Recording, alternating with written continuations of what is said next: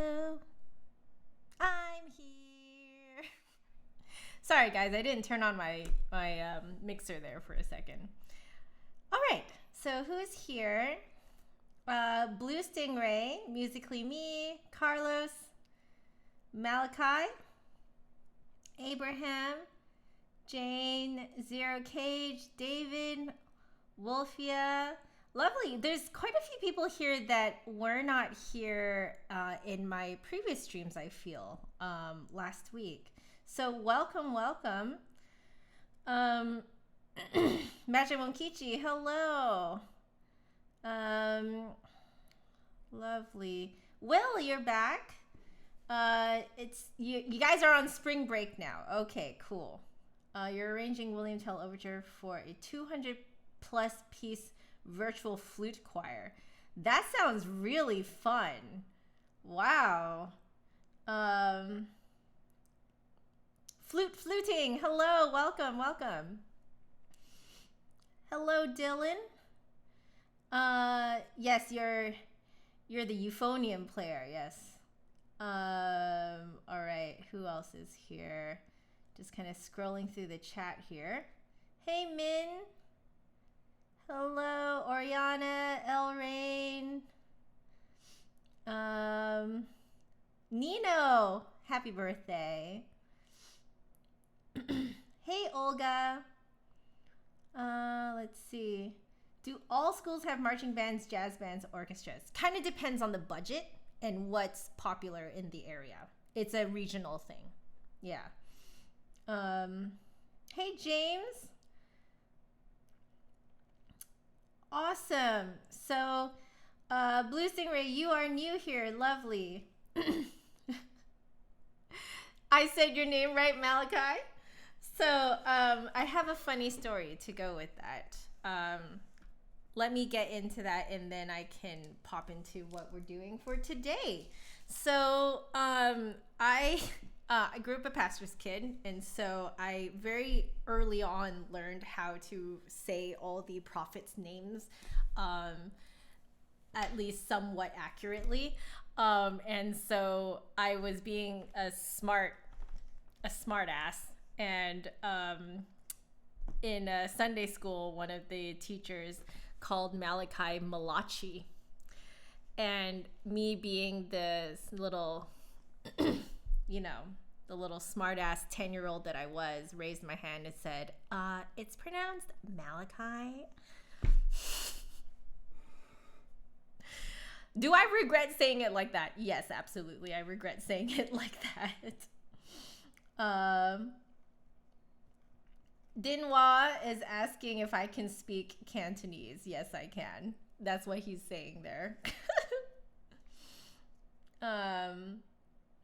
Yeah.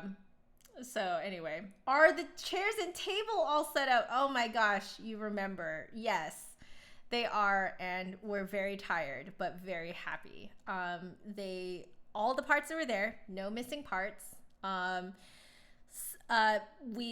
we set up the first two chairs, we're just kind of following what the instructions said, and you don't entirely know what you're doing, and so that was exhausting. The table was actually not too bad to put together, and then we did the table and two chairs on Saturday, and then we did the third and fourth chair on Sunday, which went a lot faster, but it was still quite a bit of work, and they're pretty heavy.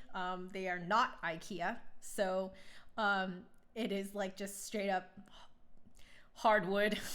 So, solid wood. So,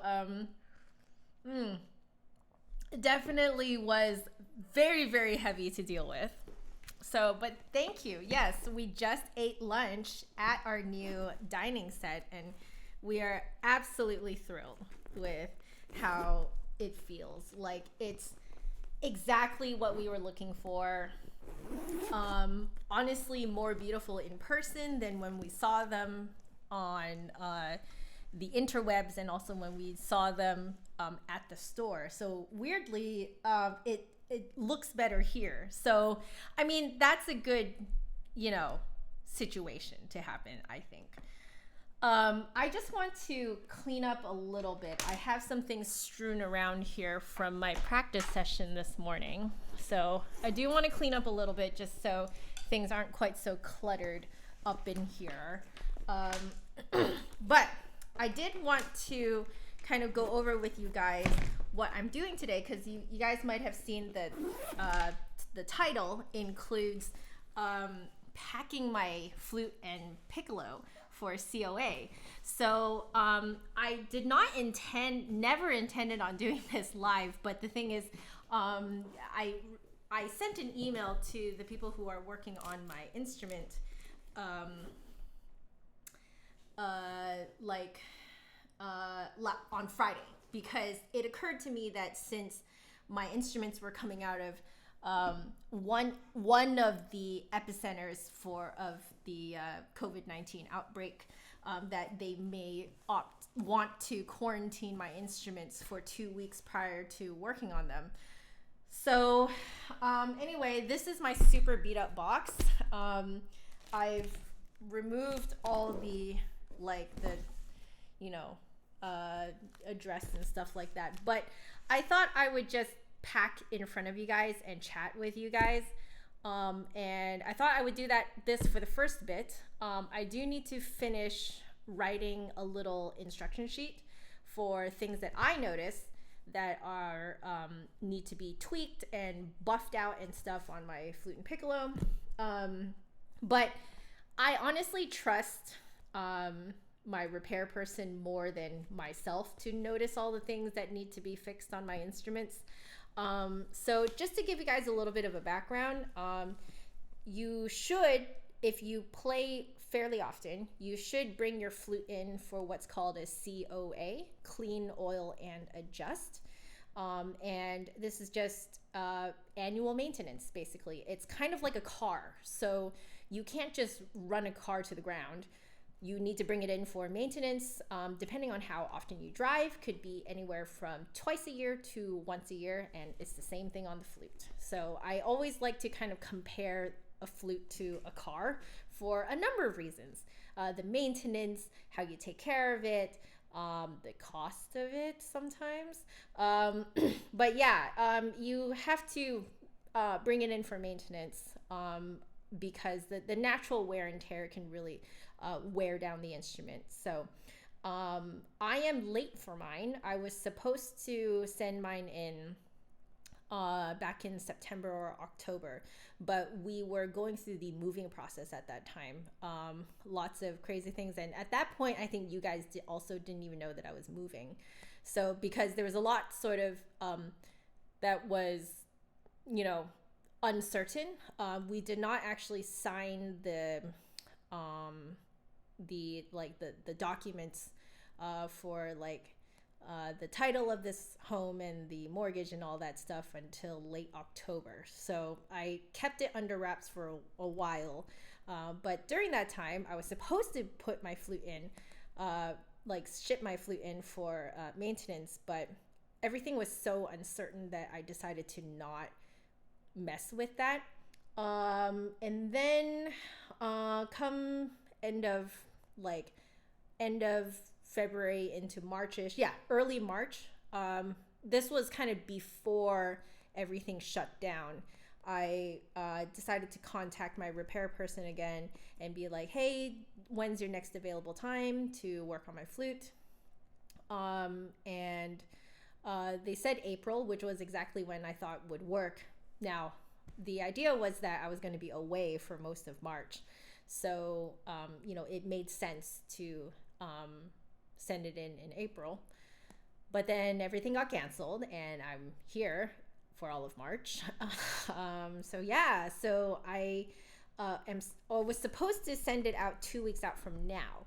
But with this whole COVID-19 thing going on, I contacted them on Friday and asked if they wanted me to send it in early so they could quarantine the instruments on their side for 2 weeks before working on them.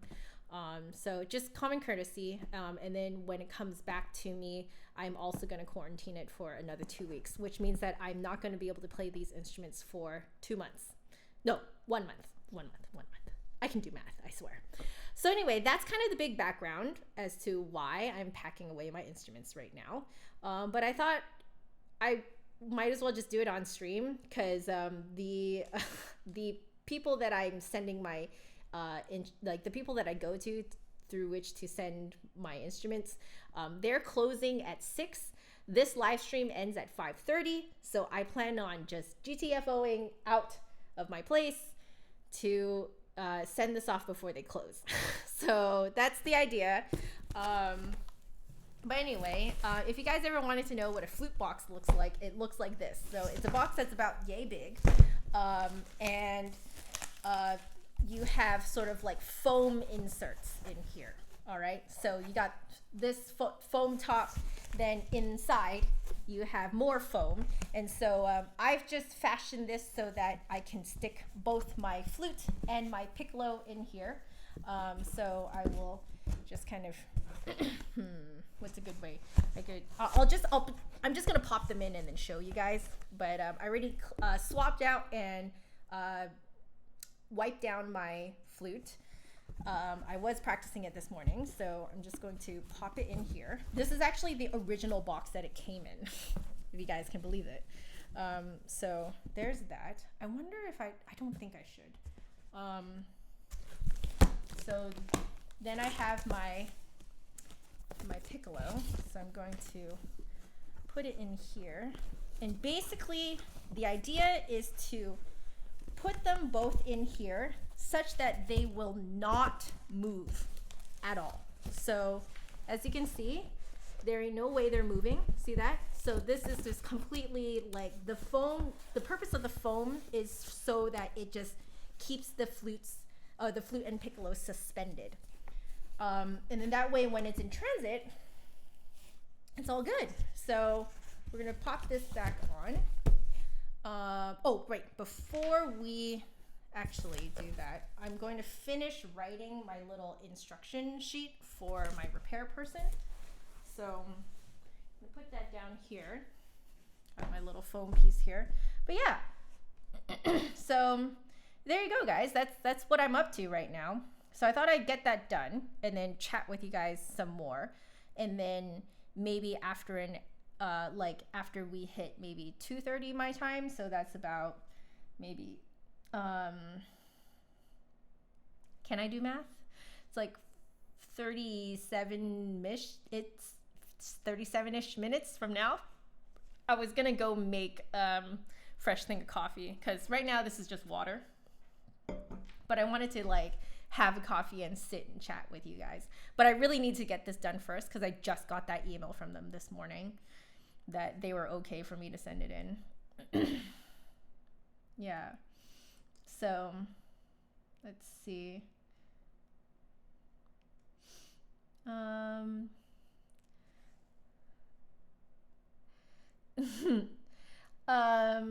So yeah. Alonso, you sent your flute in for an overhaul 3 weeks ago, and with everything happening, it could take about 3 months. Yeah. At this point, here's how I see it, and I do credit my parents with this thinking, is that if push comes to shove and it takes that long, oh well, you're just gonna have to wait it out. Like, it is what it is. The world is on pause right now, pretty much. And things are going to take longer, you know?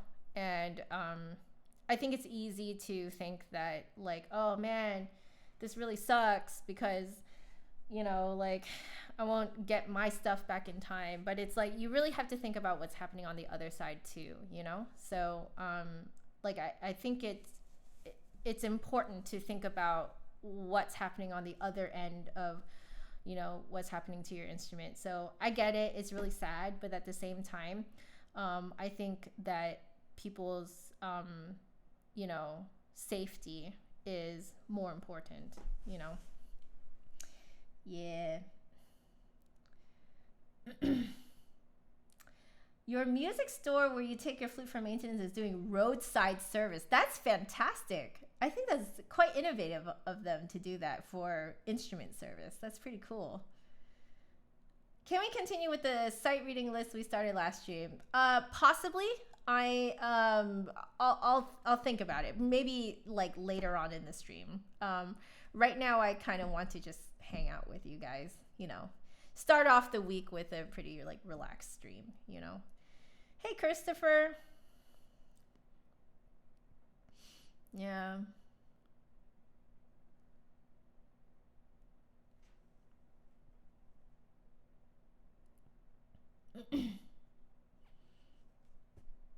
Am I gonna get out my Mateki? Yes, probably. Most likely. Hey Mega Munch. Hey Pink Shark. What Piccolo is the one that I just popped in there? The Nagahara Mini. Yeah, I've had it for a while now. So, yep.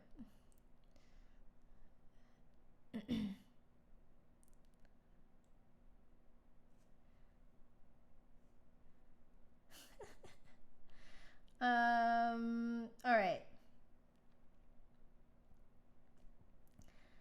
What kind of piccolo do I have? Yeah, I just answered that. So the Nagahara Mini. Mopane Wood, if you guys are curious.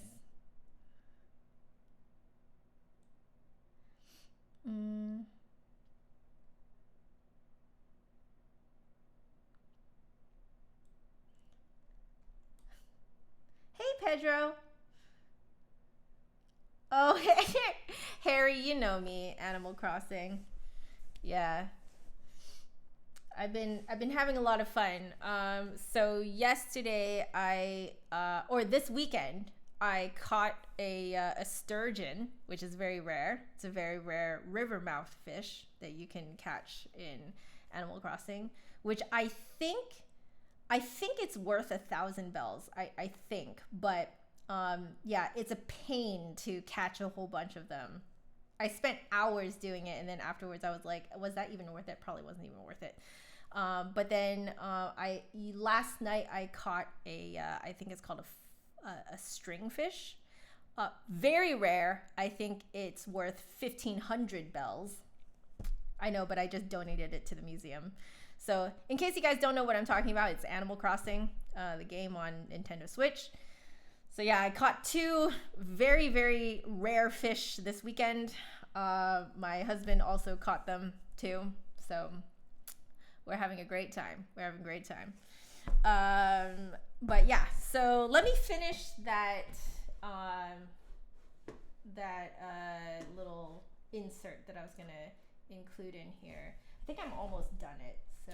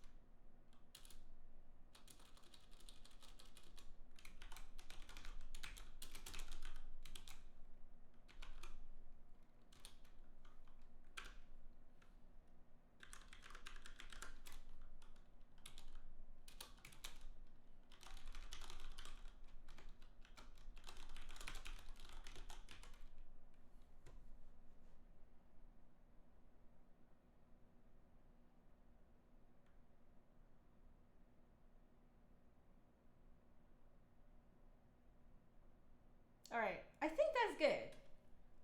I think that's probably good. So I'm just going to turn on my printer. Guys, having everything within arm's reach is fantastic. Oh, highly recommend. Oh no! I know what I'm gonna have to do. So I'm gonna wait for this thing to turn on, and then I have to replace the ink cartridge. I know, I'm old school. Okay, let me find it first.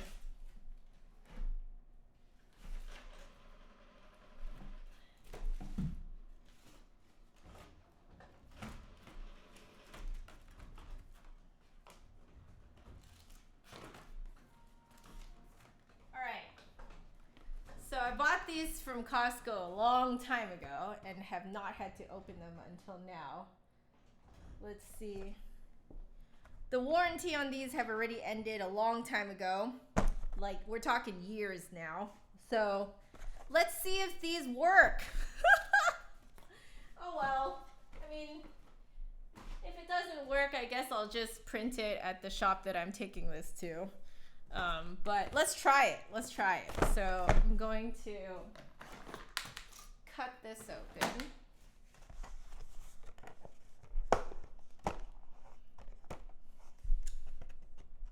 So I haven't seen the show Silent Hill. So unfortunately, I have no idea what you're talking about. Oh gosh, this is... Don't you hate packaging that is this cumbersome? Like I get it. I get that, you know, they are trying to keep their, you know, keep this stuff like secure, but this is really freaking annoying. Ugh.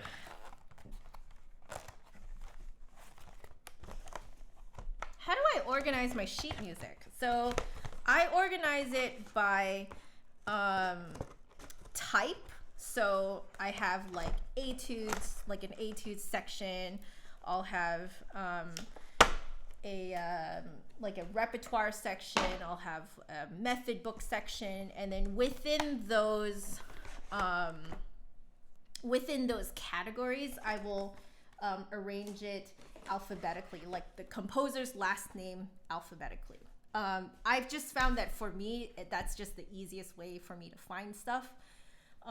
If I am doing it, like organizing it, you know, digitally, it's just straight up alphabetical order by composers. Like, I think it's just like the computer just kind of puts it as the first name, alphabetical by the first name. So otherwise you'd have to put the last name first, all that good stuff. Okay, I'm gonna try and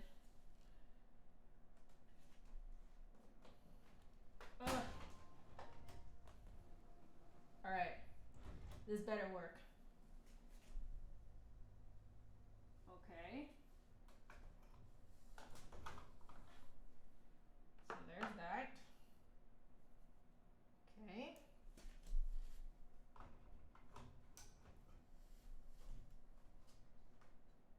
I hope it's as easy as that. All right, installed. Excellent. Now I have to probably hold on to this and then recycle it somewhere, maybe after I can actually visit places that will recycle it. So, cool. Okay, that was much easier than expected. Yeah, it's not complaining. So, okay. I mean, I'll take it. So, let's print this. Oh, I'm having it print to the wrong thing right now. So let's try one more time. Let's see. Okay. Let's try that.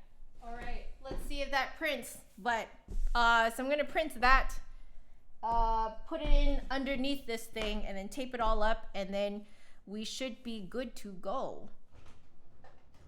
Let's see.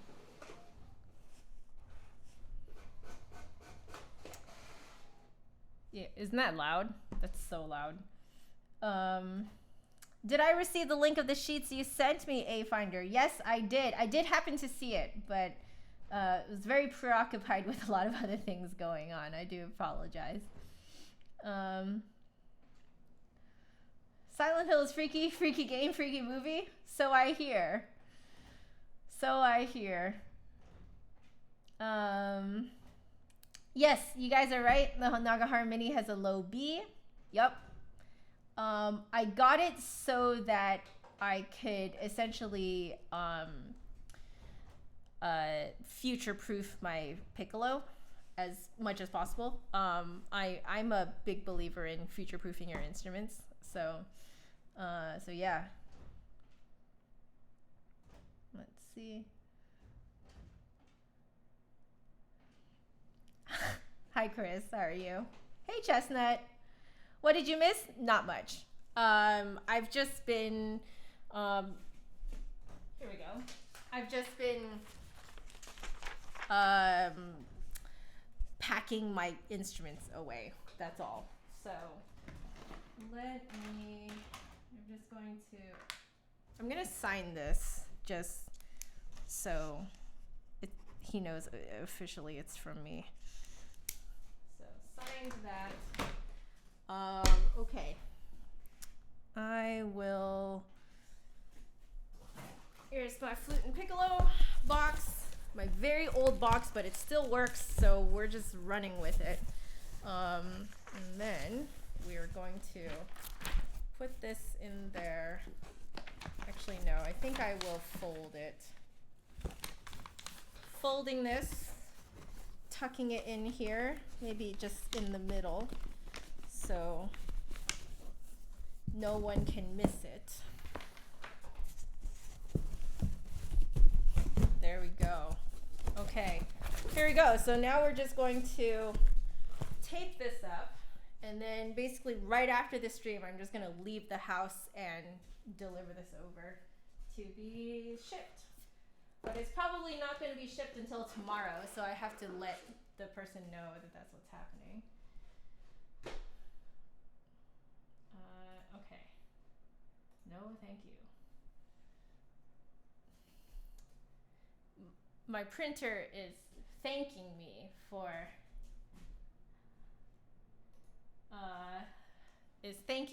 installing a genuine HP cartridge, and is trying to get me HP rewards, which I don't think I have any interest in. So, oh, by the way, I think I'm gonna reinforce some of this.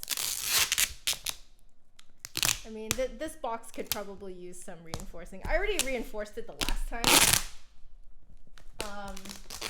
I sent off my flute. But yeah, what you guys are seeing is essentially, this is how I, like, very similar to how I pack flutes back to the Flute Center of New York. Same type of deal. Nothing, it's just a lot of tape. So I bought like a very large package of tape from Costco when Costco was not overrun by panic buying. I don't think I'm gonna end up going back to Costco for a really long time, and that makes me really sad because as a bargain hunter, I do enjoy Costco. Okay, so that should be nice and reinforced. So we're going to do it this way first.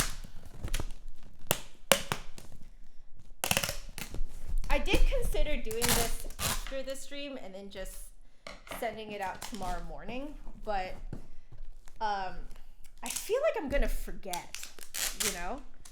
Because usually, like, right after a stream is done, I just, like, very happily go on my merry way.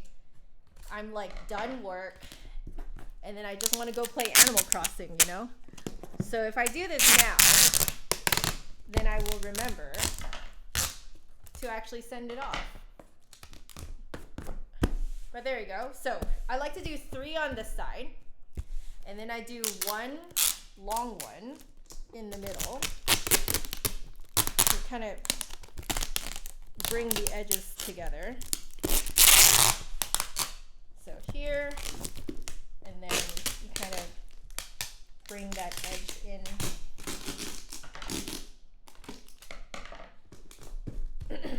And then I like to do 1 more on the side like this. This is just for added security.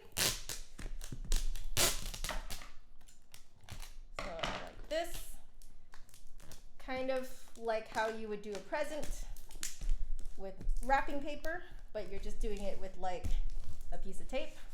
So once more here on this side. I learned this method from my dad when he taught us how to pack things in boxes to move. We had to pack a lot of things into storage for a while, so He taught us that this was a great way to basically seal off your packages, your boxes, so that bugs can't get inside. And then I've just kind of been doing it like that ever since. But there you go. So that should be pretty good. I am going to put this on this side, and then I will send it out later. So flute and piccolo are both in here. Okay, that's it. So I'll send that off afterwards at my 5:30, which is like a little over 3 hours from now. But yeah. Am I gonna play my flute on this stream? I might. I am considering when I want to do that. Oh, my mouse does not want to work. I guess I have to use this. There we go. All right. Hey, Caesar. I'm packing my flute off.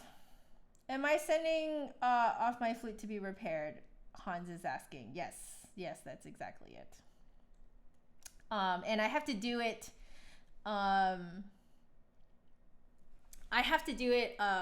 Or I offered to send it off early, 2 weeks early, so they can quarantine my instruments before working on them. But yeah, so Sheen is absolutely right. Shipping is essential business. Flute shops are not essential business and might be closed at their business address. Yep. So I made sure that they were still working. That's why I'm sending it off right now. Yeah.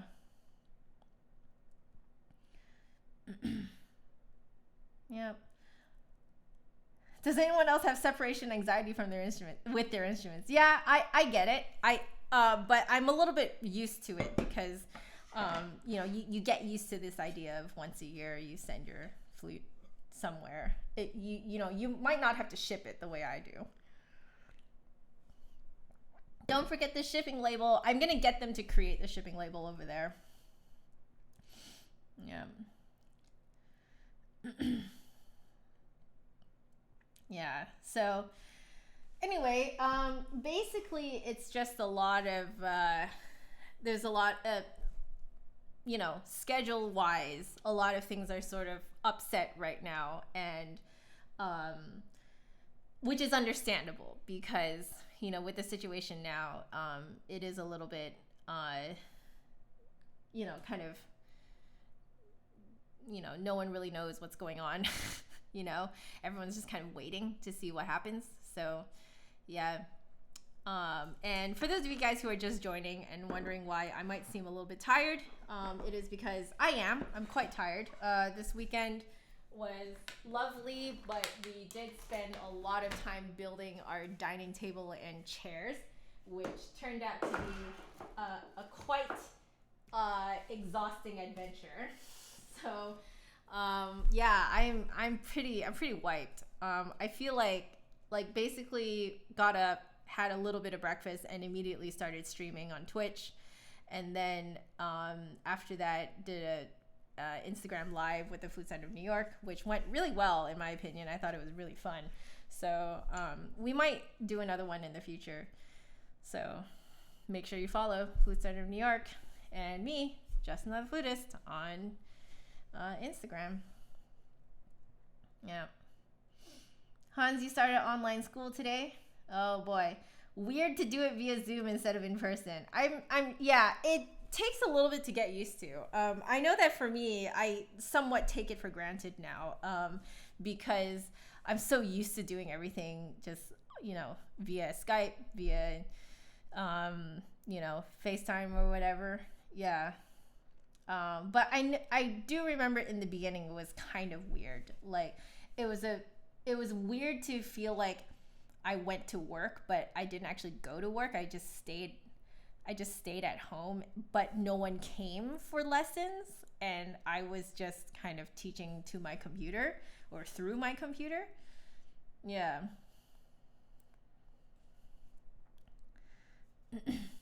Zero KG watched me and Paul playing the duets together. Yeah. We'll find a better way to do it eventually. Eventually. Melanie, they're saying that you guys might not go back to school for the rest of the year. Yeah, I have already been suspecting that from the beginning of this month.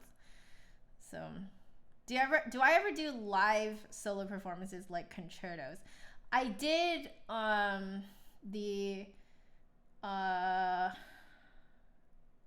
think it was the Hungarian Pastoral Fantasy. I did that with my youth orchestra when I was like 14, but beyond that, I haven't really done much except for my bachelor's recital, master's recital. I did do a high school graduation recital as well. And I tried out doing something called bar stools and benches. It was a little nickname that I gave my what I was trying to turn into a concert series of just like a really relaxed kind of performing a performance. Yeah, I guess it's just a relaxed performance, I guess is a great way of putting it. But it's essentially what I'm doing in front of you guys right now, but live, like in person. The bar stools was me, so I'd be sitting on a bar stool, and the benches was the piano bench for my pianist. So, yeah, like it was just me sitting on a bar stool playing some pieces and talking about my experience with them or any kind of stories that it reminded me of. Maybe I talked about the pieces a little bit to kind of like ease the audience into like listening to it, like giving some listening cues for the audience.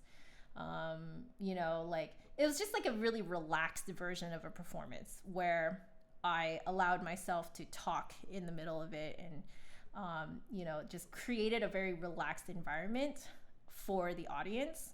I called them coffee houses because like my ideal was me sitting on a bar stool talking about stuff in between pieces, playing the pieces for people, and then people can have coffee and snacks, biscuits, cookies, pastries, tea, whatever it is that struck their fancy.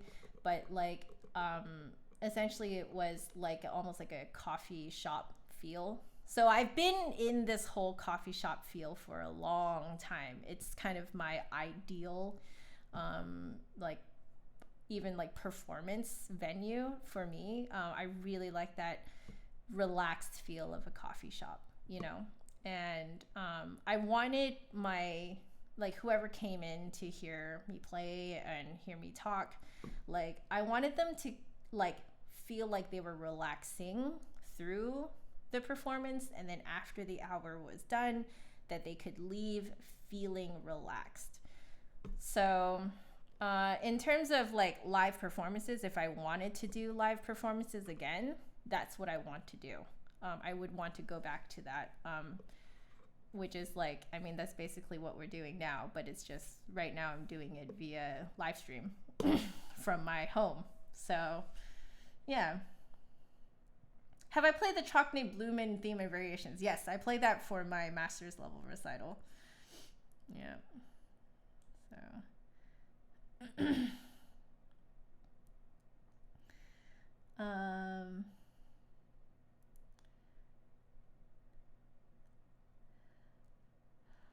Oh.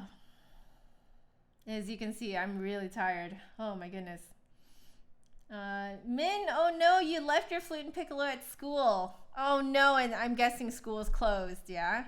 For the next long foreseeable future. Oh man. That sucks. Caitlin, same for your school? Aww.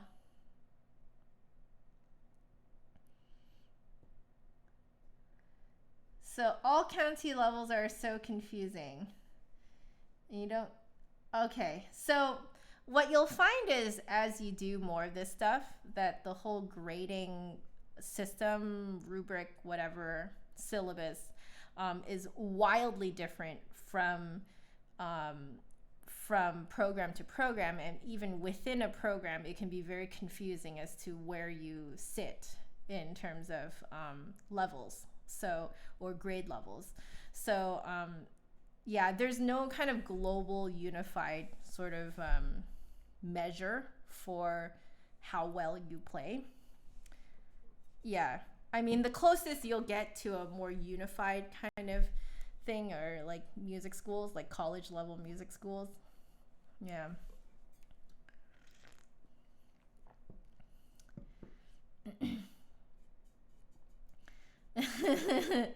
You guys want some flute playing? Sure, I'll do a little bit of flute playing. I'll grab my Mateki and kind of feel it out a little bit first before I start playing too much, you know. But just know that I am like legitimately really sleepy. So I would like to go and make my coffee. So I, maybe not right now. Let's play a little bit of flute at least. And, oy. Yeah, so let's play a little bit of flute. But I think I might take that 15-minute break to make my coffee sometime soonish. I feel like that would be good for me. Just putting away my stuff.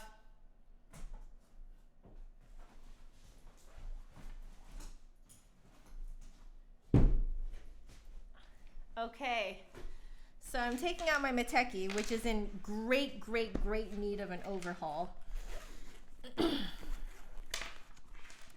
So I've had this for like 20 years. 20? Yeah, I think. No, maybe more like 18 years. Something like that. Alonso, you're making some coffee in my honor. I'll make the coffee in a bit. I'm down to do a little bit of a warm up. Because once I get my coffee, you guys, I'm not going to be playing for another hour. You know it. But yeah. Oh, man. I am really tired and sleepy. Like, I think I didn't realize how tired I was until now. It's just so, man. But yeah, looking at this, I can tell it needs an overhaul. It has that kind of old flute smell, you know? I don't know if you guys know that smell. But yeah, it definitely has old flute smell. Yep, I think I see a tear. Yep. That looks like a tear or two in one of the keys. Yeah. Yeah, I'm guessing this thing needs an overhaul. And if I'm not incorrect, I believe that some of the keys might be leaking too, but we'll find out real quickly. So let's try this.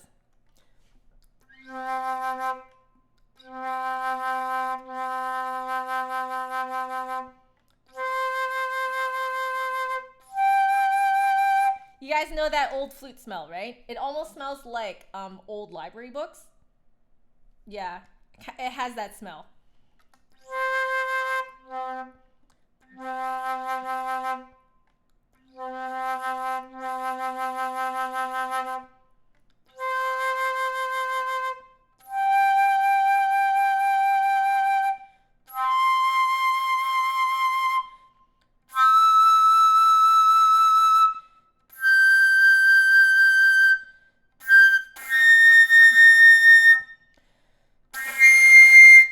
Okay, so the high C harmonic comes out on this way easier. I have a suspicion it's because it is a C foot joint, not a B foot joint.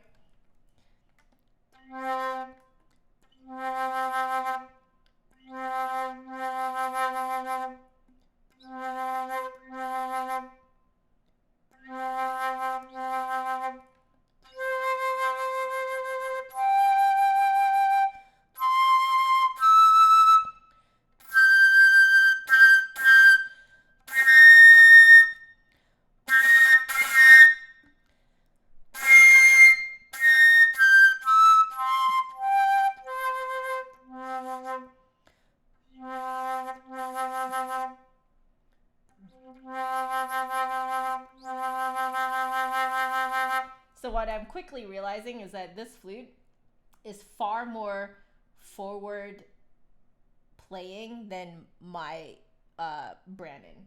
So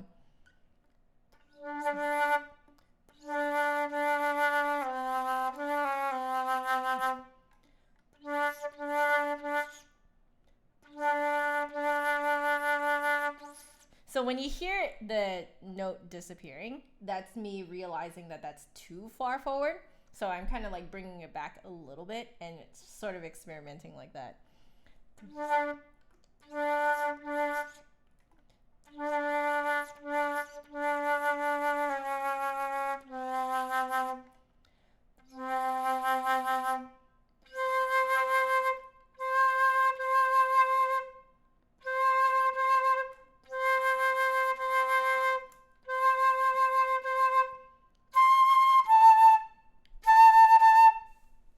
SVD, are you a flute repair person? You're finishing an overhaul on a 100-year-old flute. Yeah, so you know that smell? It's that old library book smell, right? Yeah, my flute definitely has that. It 100% needs an overhaul. My goodness.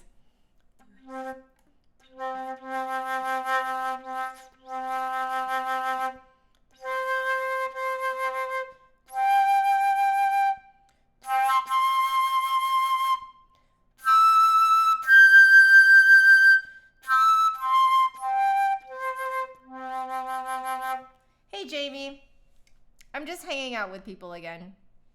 If you guys want to know what my schedule is, I have it posted on my website. So justanotherflutist.com. You should see it there. SVD, it's a hobby. Oh, fun. What a great hobby. And now is a great time to be doing that kind of stuff, eh? That's great. Yeah, definitely more forward playing than my my Brandon. So let me do some tone matching, guys. Oh, also, I should probably turn up my room mics. There. That'll probably make the flute sound a little bit more like IRL. Hello, Alexander.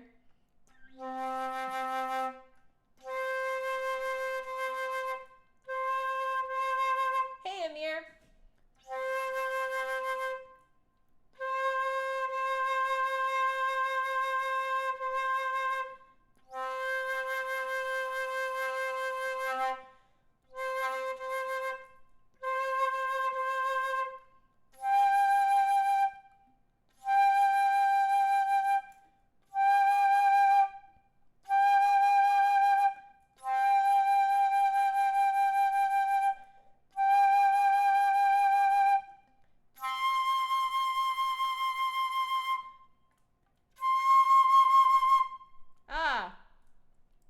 So Chris, do you have to, like, I don't know about maintenance about guitars. Have you ever had your guitar maintained? I have no idea about the maintenance of, like, the only two instruments or three instruments that I know about maintenance are flutes / piccolo, piano, and like trumpet. Because I watched my brother clean out his trumpet.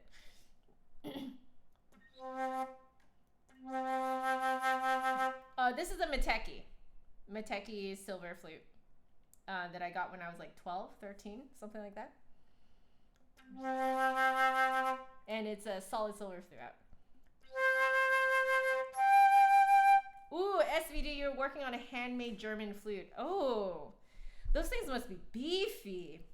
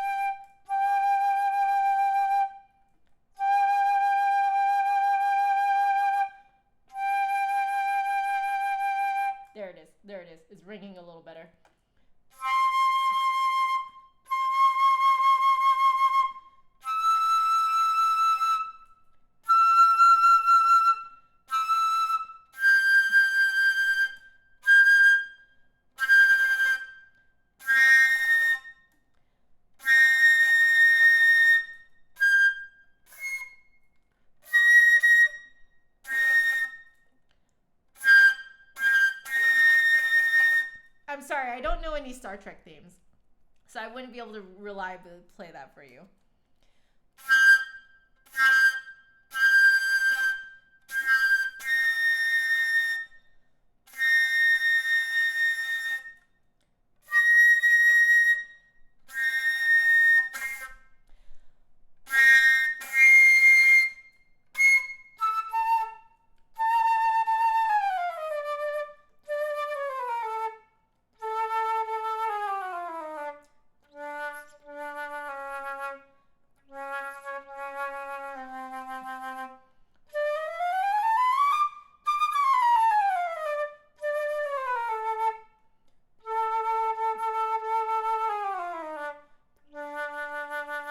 Okay, so I need to play much more forward than I'm used to, which will be interesting because I'm going to essentially spend all of April, or at least actually starting from now, playing this flute because it'll be 2 weeks quarantine for my instruments before they start working on it, and then it'll be another 2 weeks of quarantine when it comes back. So I'm not going to touch it for 2 weeks even when it's back with me. So better safe than sorry, but it might be interesting to basically work with this flute again and get to know it again, because I don't think I ever truly figured out my Miteki. Like I just never got around to it. So this is essentially, that's what I'm doing right now, is figuring out my Miteki. So I'm just gonna play a few scales, make sure I have it somewhat down.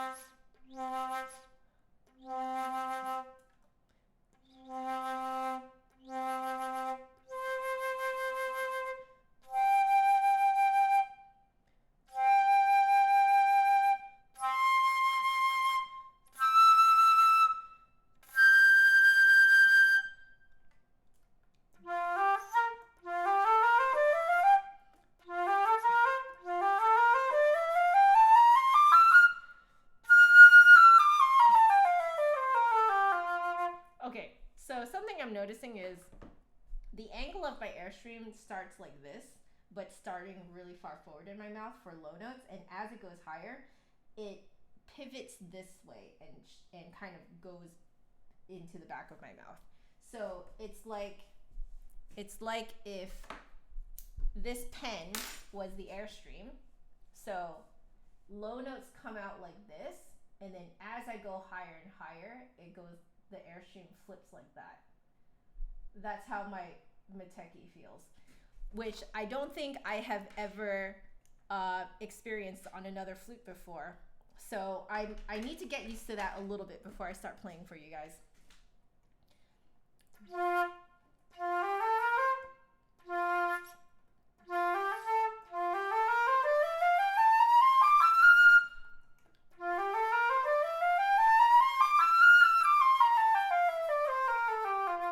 Yeah, that's exactly what it's doing. So I was trying to get my high notes to be just as clear, bright, and crisp as my low notes are. So at first what I was doing was just like when I was changing my airstream, at first I was just going like this, right? Like from low to high, like that's how I felt my airstream traveling. But then as I did more harmonics and tone matching, I realized that I was going like that. So that It's very interesting.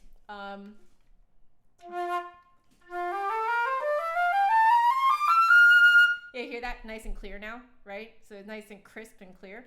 I'm gonna try the E-Bear for fun.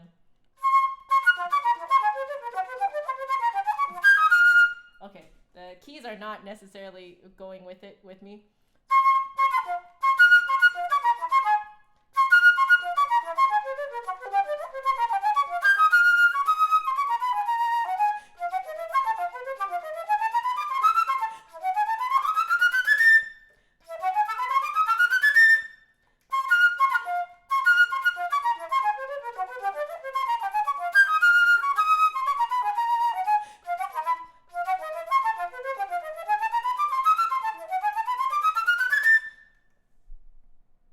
Kind of.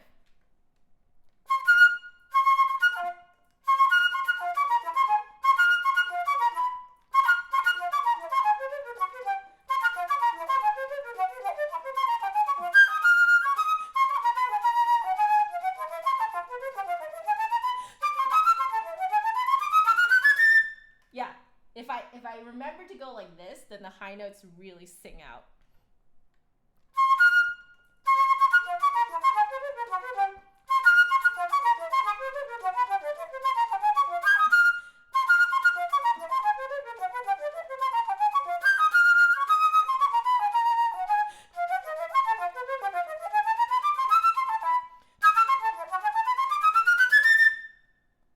Okay, I'm gonna pop on my finger port and thumb port. I'm already noticing I really should kind of include them. Although I might have some difficulties with the thumb port, I'm not sure. Maybe not. I think it yeah, I think I could just fit it on. Okay.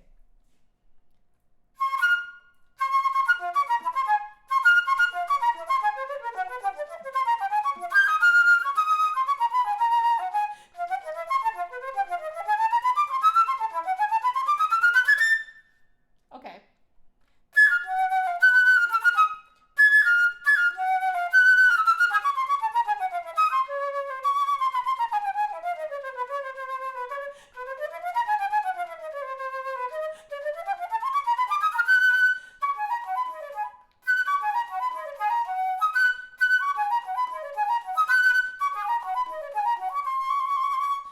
Nope, no C-sharp trill.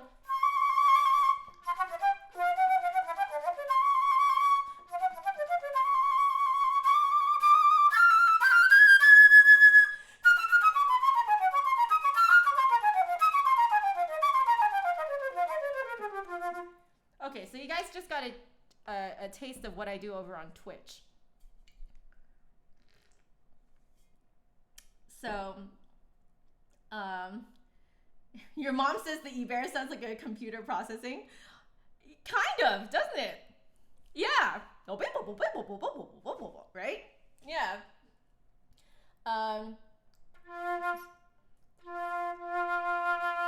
Right, I have to go like this.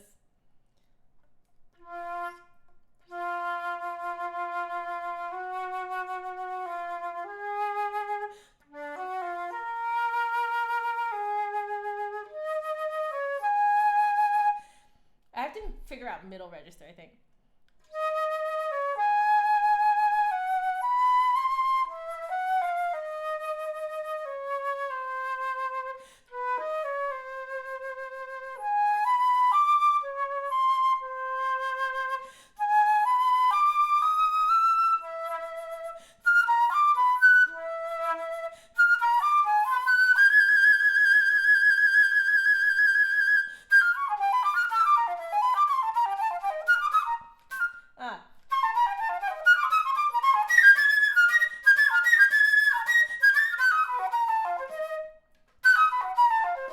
Oh, spacing of the keys, tiny bit different.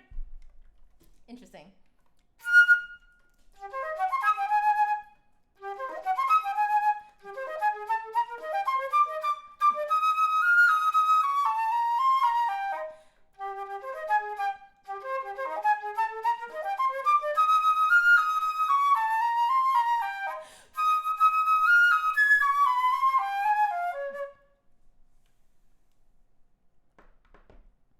Much better on my Mateki, eh?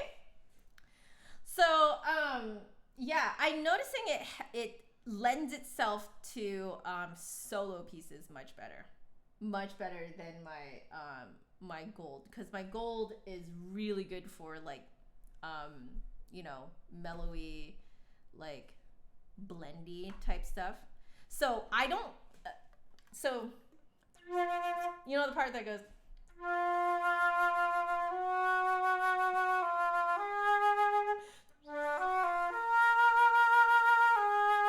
I personally like I like how beefy it is on here, but I like the warmth of the sound that I get on the gold for those parts. But I do agree that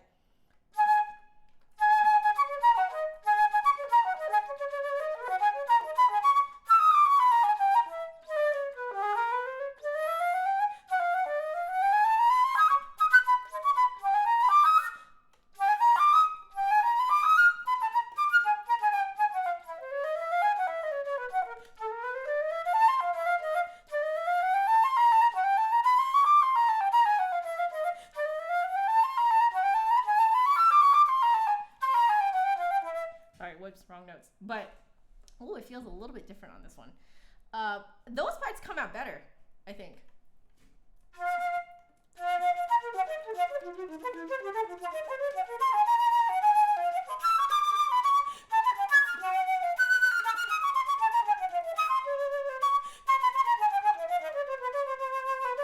Yeah. So this part definitely is better. Fast part's definitely better with the silver, I think. Yeah.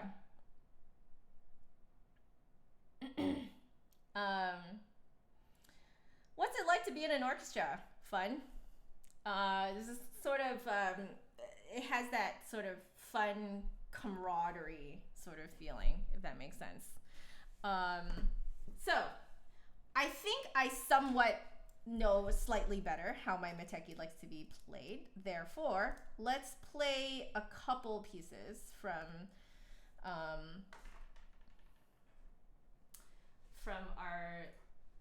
our list of things to play. Last movement of the Bach A minor sonata. So I have that somewhere here. So let me just find it real quick. I cannot remember which volume it's in, so you will just have to pardon me while I look for it. So that is C major, G minor. Or it may not actually be in these ones. I might have to look up I might have to look it up on IMSLP. I am not sure.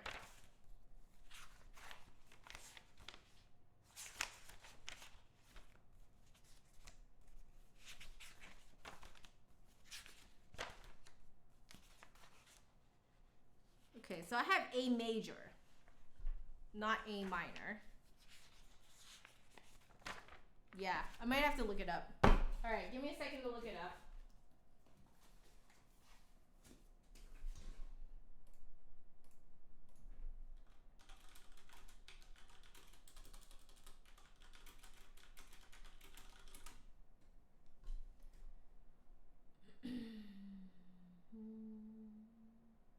Sonata in A minor.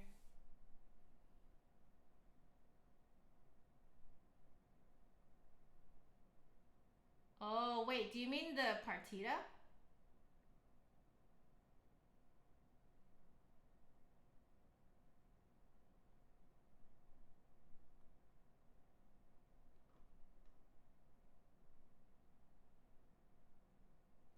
Do you mean the partita?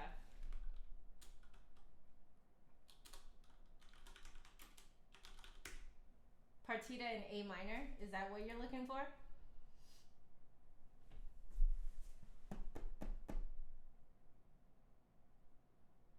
Okay, so it is the partita. Okay. Hi, Iron Fist. How are you doing? I'm glad you like this channel. That's very flattering. All right. Let's see. So you want the last movement?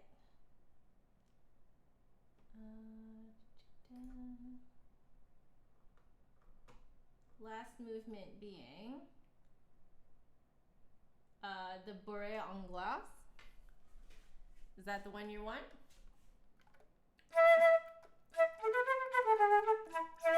That one? I'm still currently trying to play my flute the way I play my my Brannon, so it's like, ugh.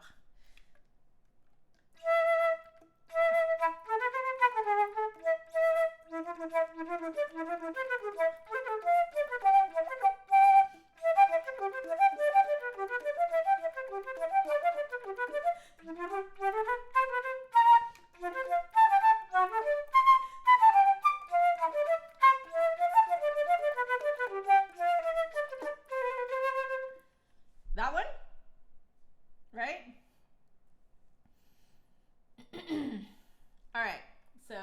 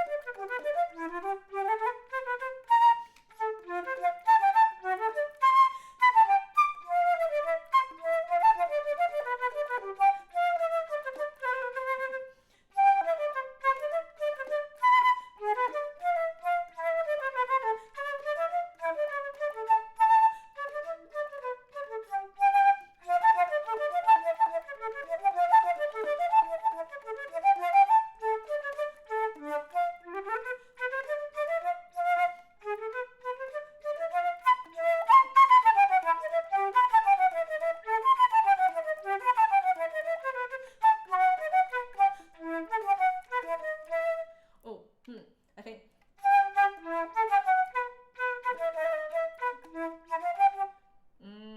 maybe I wouldn't do that.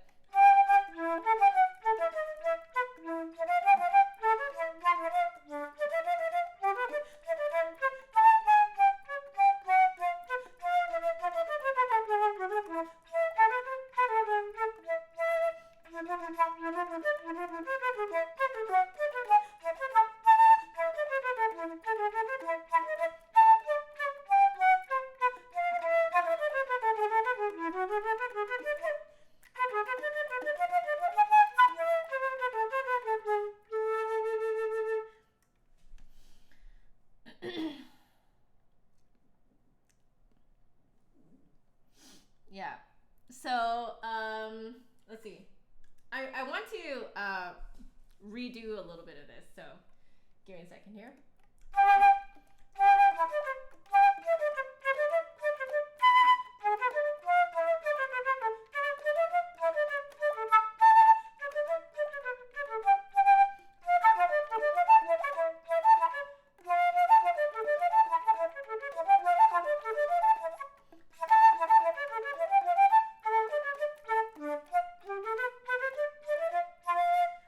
I think that part's really interesting.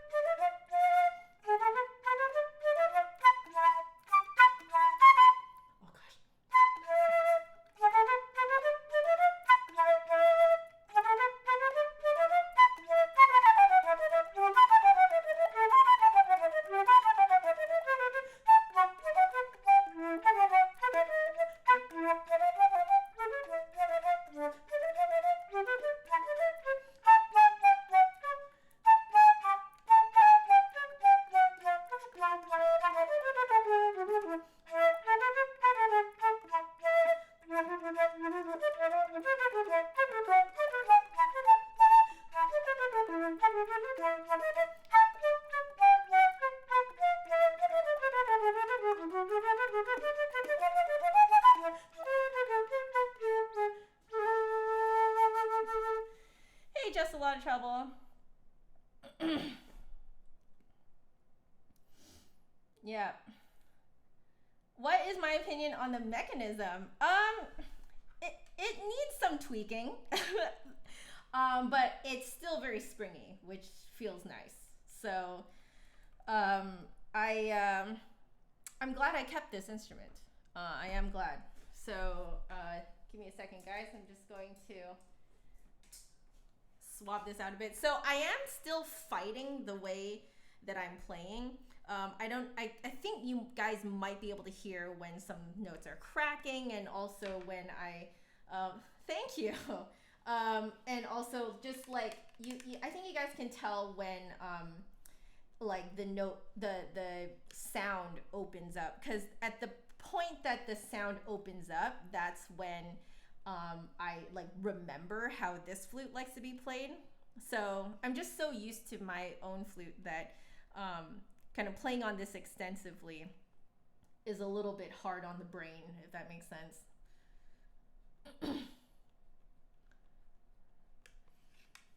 Okay, so right now I'm not taking requests, just so you guys know. I already had a list going from last time, so I'm catching up on that list actually.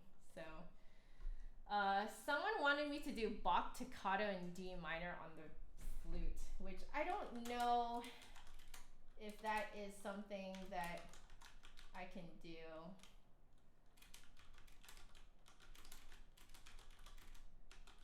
Like if there's like a flute arrangement. I'm not sure if there's a flute arrangement out there. Like, oh, Flute Tunes has one, but is this it is a duet. I mean, I can try the first flute part and see what we think here. So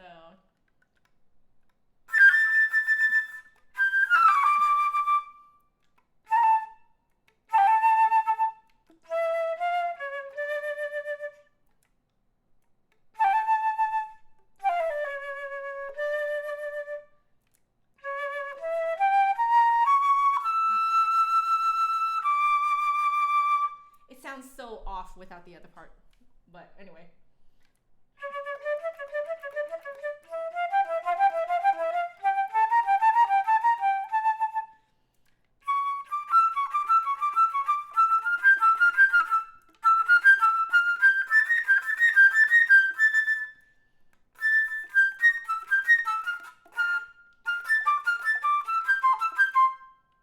But okay.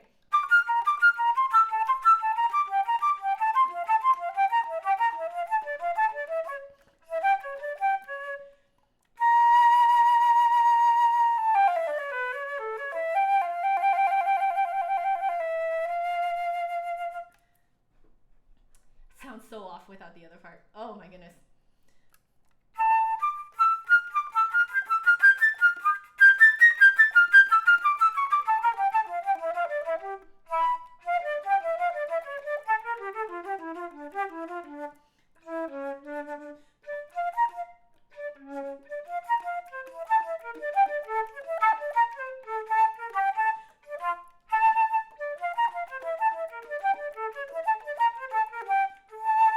Oh wait, no, sorry, let me go back a bit.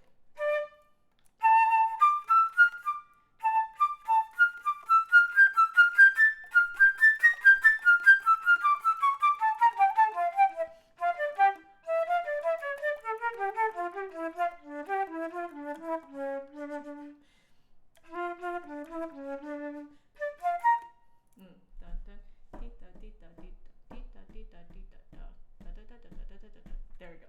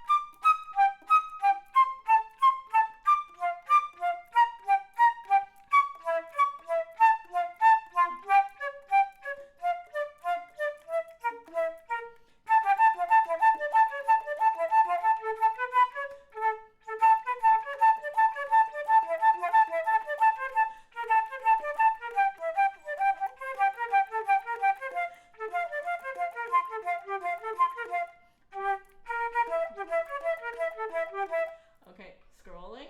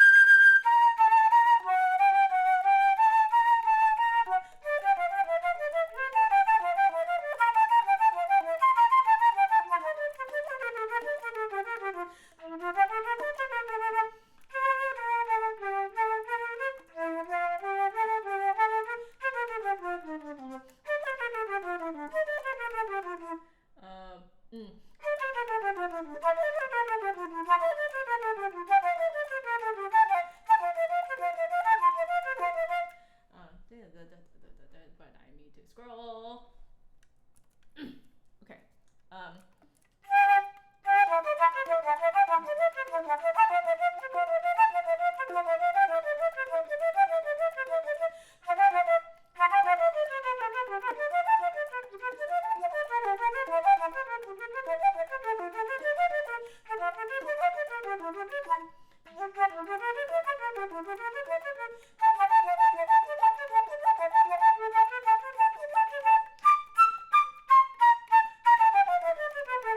And then second flute goes on for a while, which, why don't we just play the second flute part?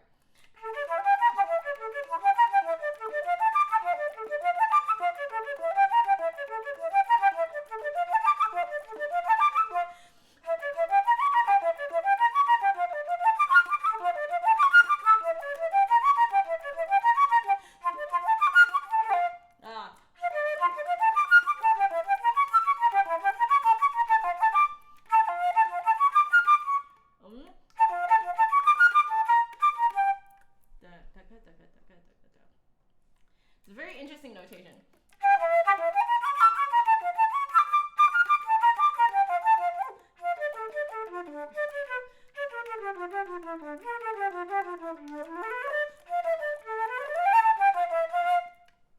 And then maybe we will switch back to the first flute here.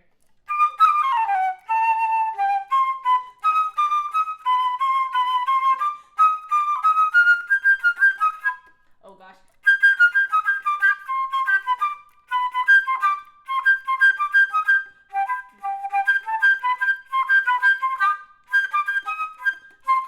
Okay. Ooh, this is definitely not written for the flute. My goodness.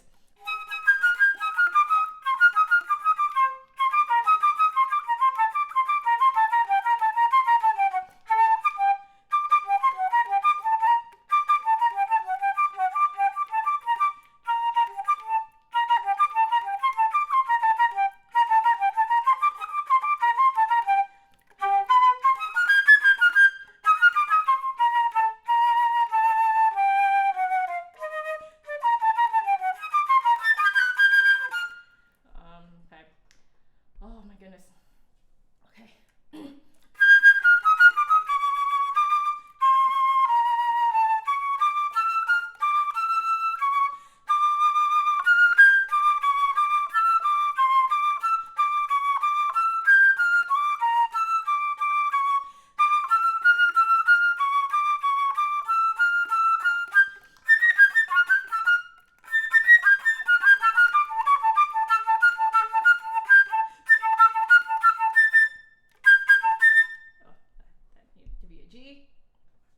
And then second flute goes.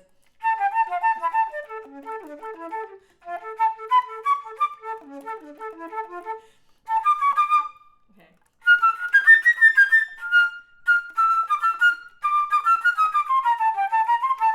I switch back to first flute. Okay. So.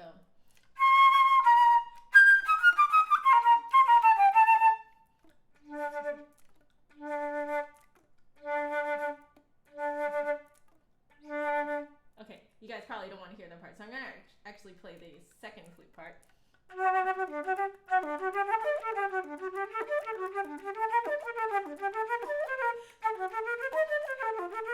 Okay,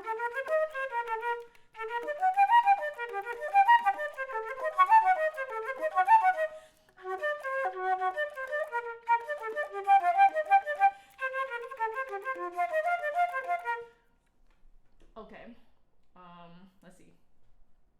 I'm gonna switch back to the first flute.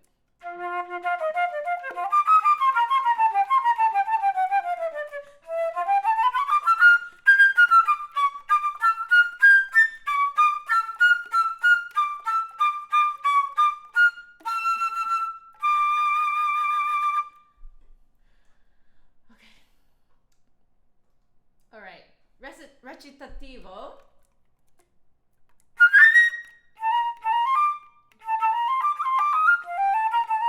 Okay.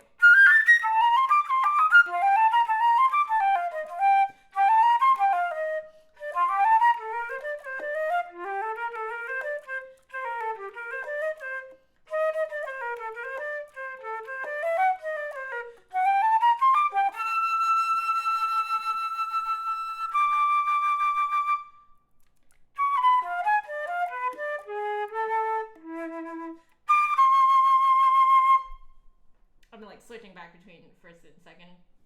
Okay.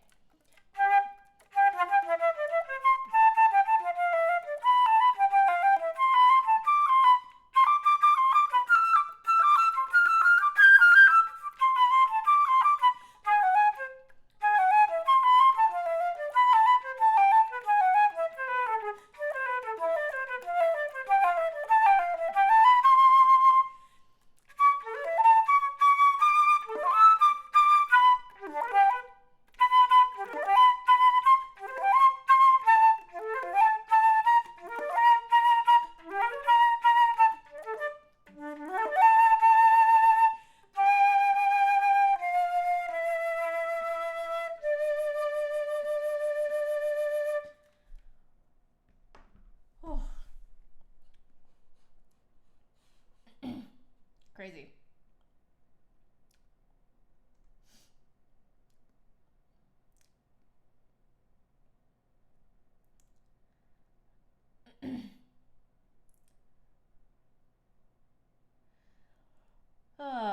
Yeah. So the version I'm playing, I mean, it has one flat, so it is in D minor.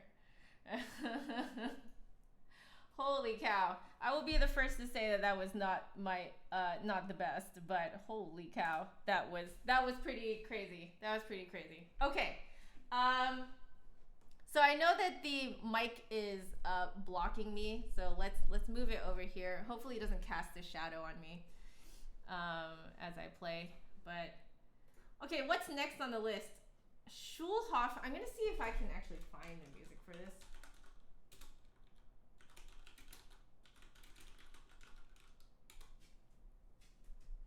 Oh yes, so it is on IMSLP.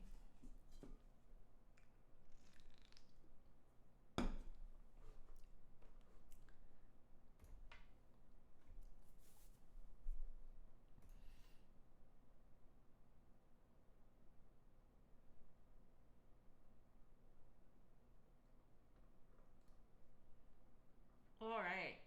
Okay, so let me just scroll down to, hopefully there's like just the flute part. Yeah. Okay. So,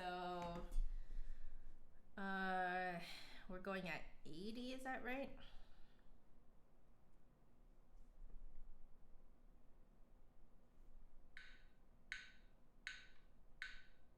Okay.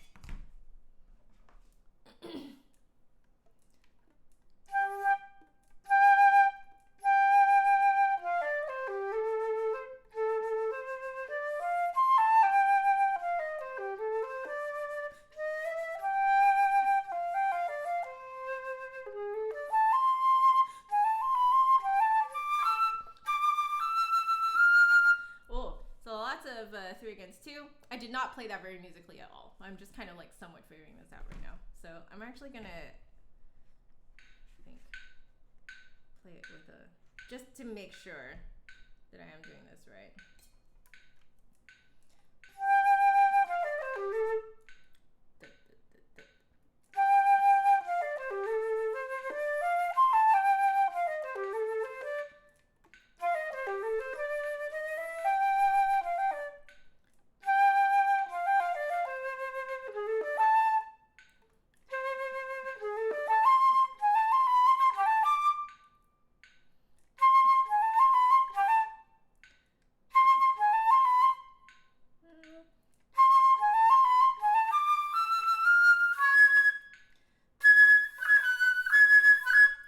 this is very, very interesting. So, I'm trying to figure out a way to make this more musical, because as of now, I'm only playing notes.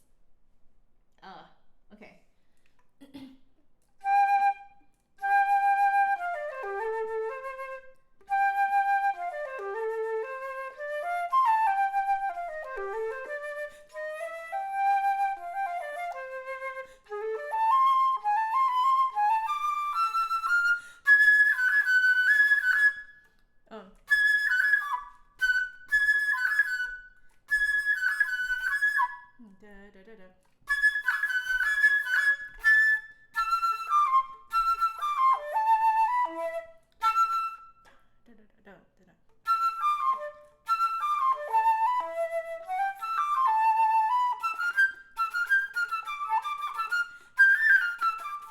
Okay, so 1, 2.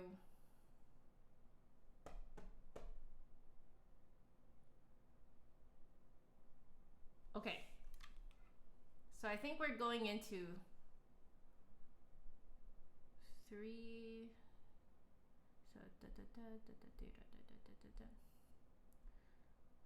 So one.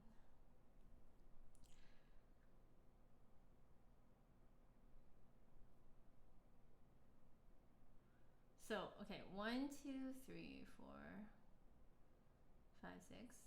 1, 2, 3, 4, 5, 6. Oh, interesting. So we go into 3, 4. So we go from 1, 2, 3, 1, 2, 3, 1, 2, 3, 1, 2, 3, 1, 2, 3, 1, 2, 3. Okay.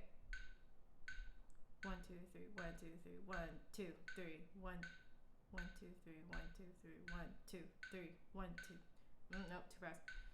1, 2, 3, 1, 2, 3, 1, 2, 3, 1, 2, 3, 1, 2, 3, 1, 2, and 3, and 1, 2, 3, 1, 2, 3, 1, and 2, and 3, and 1, 2, 3, 1, 2, 3, 1, and 2, and 3, and okay.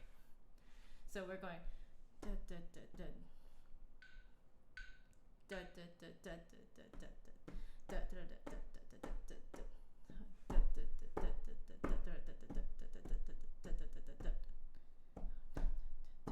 Oh my goodness. So 1, 2, 3, 1, 2, 3, 1, 2, 1, 2, 1, 2, 1, 2, 3, 1, 2, 3, 1, 2, 1, 2, 1, 2.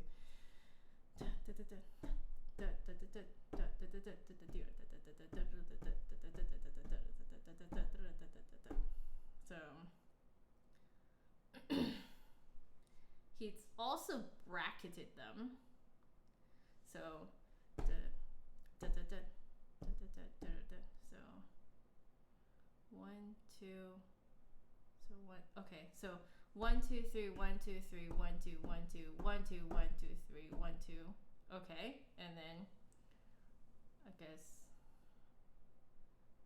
1, 2.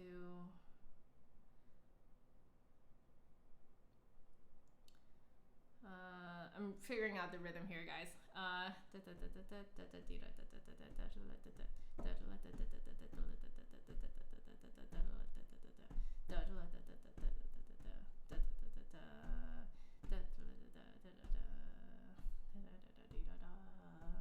Okay. We're gonna have to figure this out a little bit more slowly. So 1, 2, 3, 1, 2.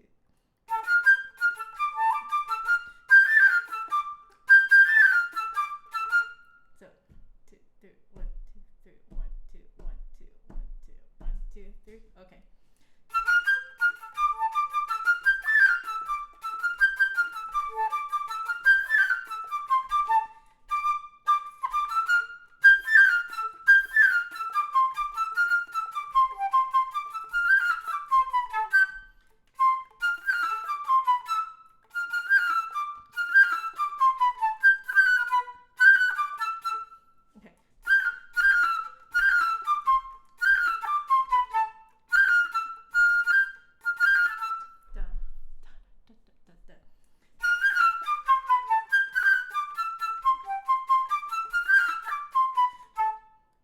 Ooh, it's okay. Oh, I'm doing it too high. Ha! I'm good. Okay. I immediately saw the brackets and thought, and my brain was like 8 VA. So it's not. It's a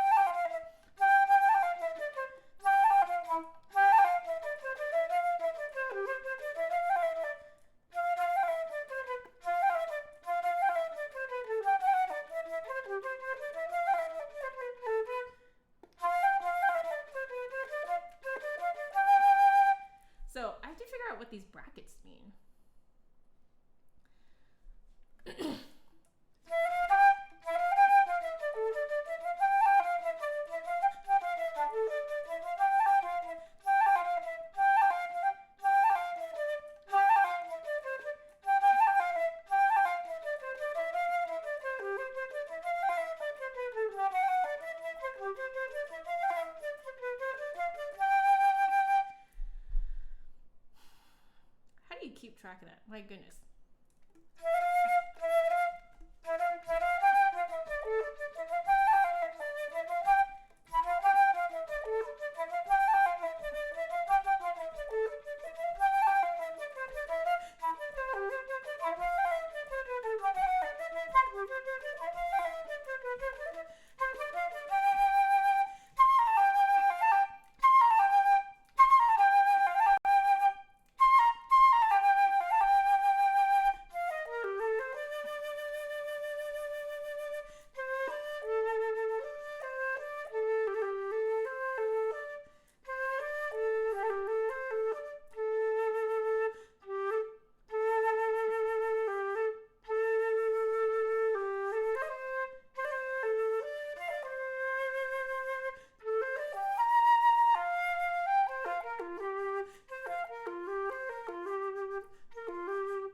So that's right on the beat.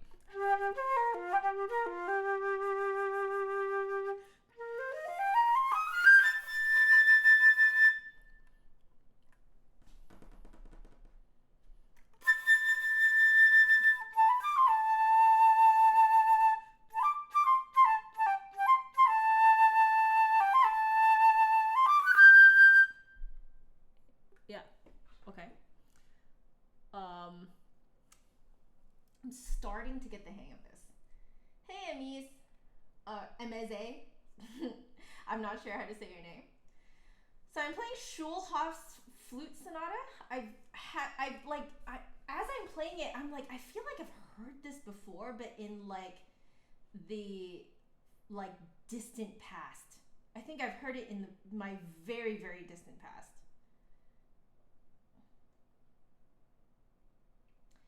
I'm just not screen recording the music right now, because it is sheet music. I personally have some concerns about copyright stuff, so but you guys can look it up. Schulhoff, I believe. So, okay, I need to figure out this first page. Like, oh man, it doesn't feel good to sight read it and botch it that badly. You know what I mean? Like, it needs to maintain some sort of it should sound kind of like what I'm supposed to sight read, you know? Although I really should make my coffee soon. I'm like an hour over when I wanted to make my coffee, but whatever. Okay.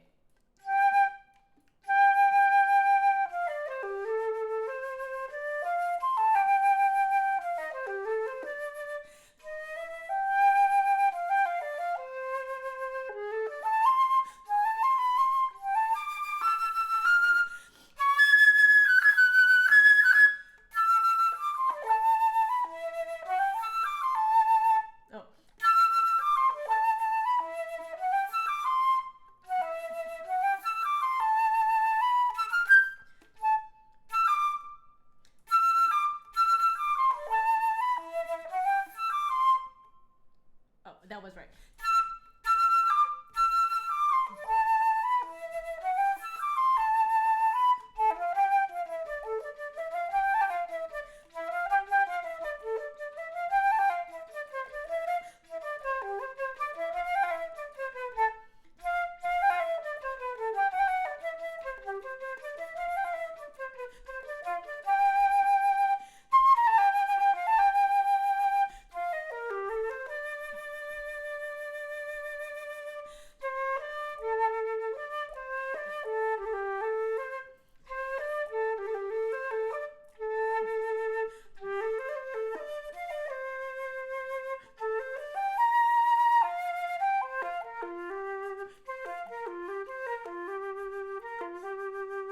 Oh, right, that's an after that.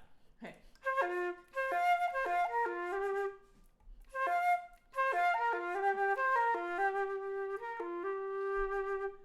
Okay, so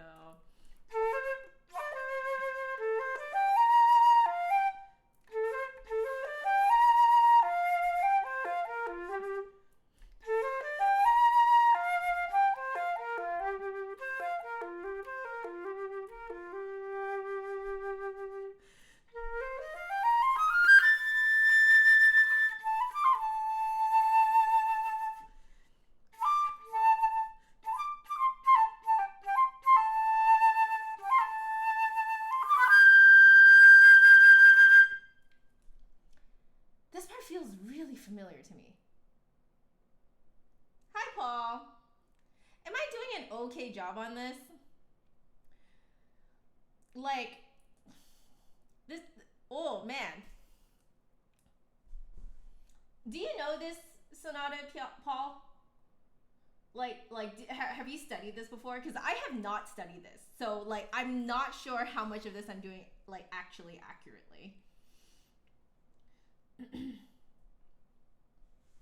Let's see.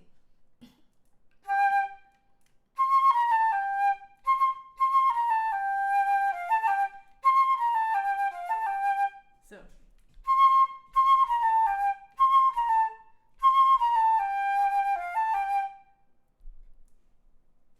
That is not right.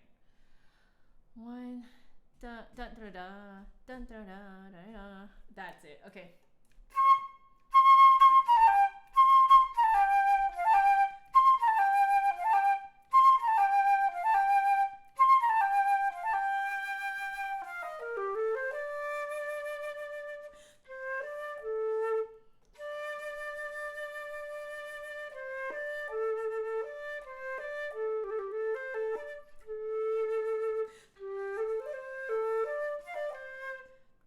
Nope, too fast.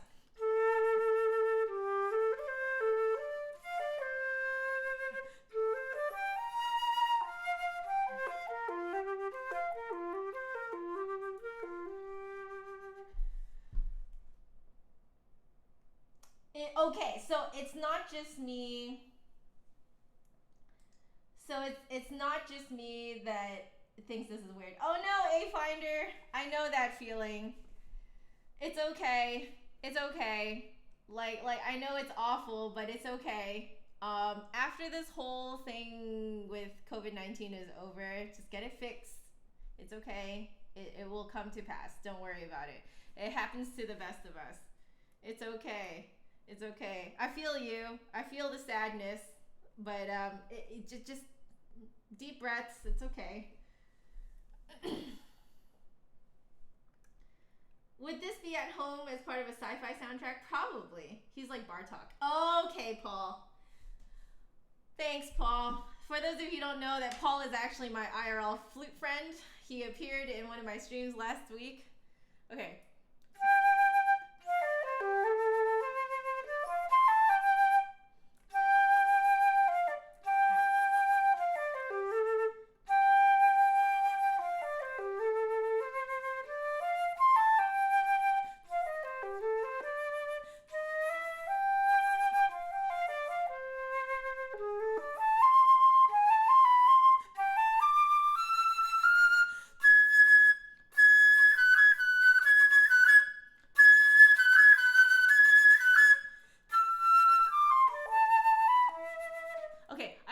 To get the hang of that. That part is like supposed to be like kind of like emotional and angry, right? Yeah. Okay. So,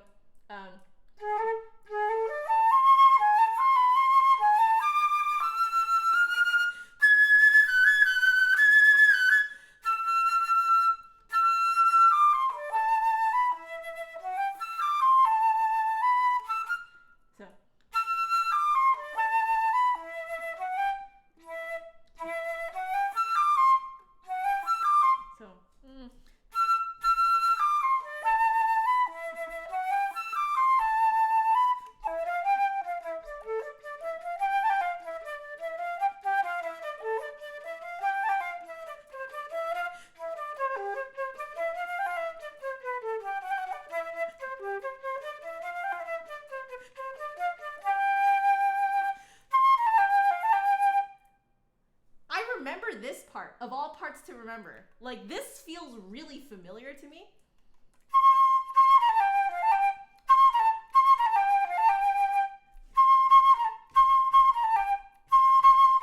Da dee da da. Oh, I'm doing it too early. I get it. Okay.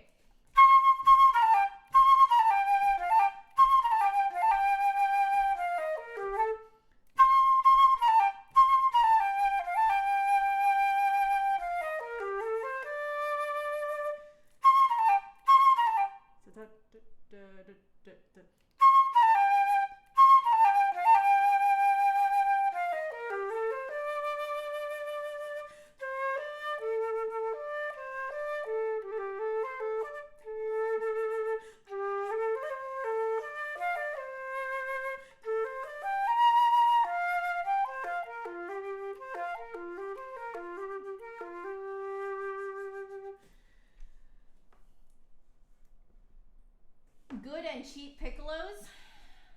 You'd be looking at like your standard Jupiter Gemeinhardt ones. Dijau has a pretty good one too. Sounded great. Oh, thanks, Paul. Oh my goodness. Like I only remember snippets, like little bits, like what I just played. The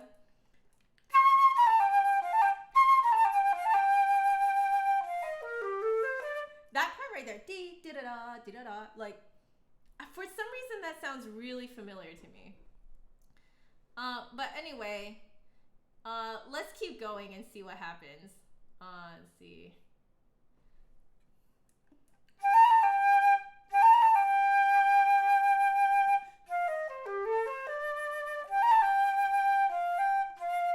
Okay.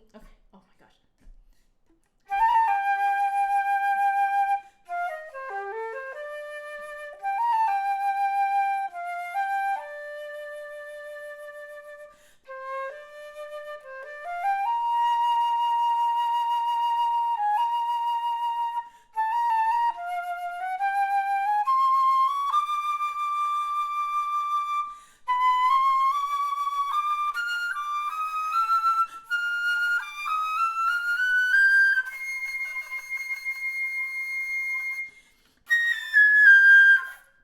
Oh, down. Okay. I was so ready to do a D6, D7. Okay.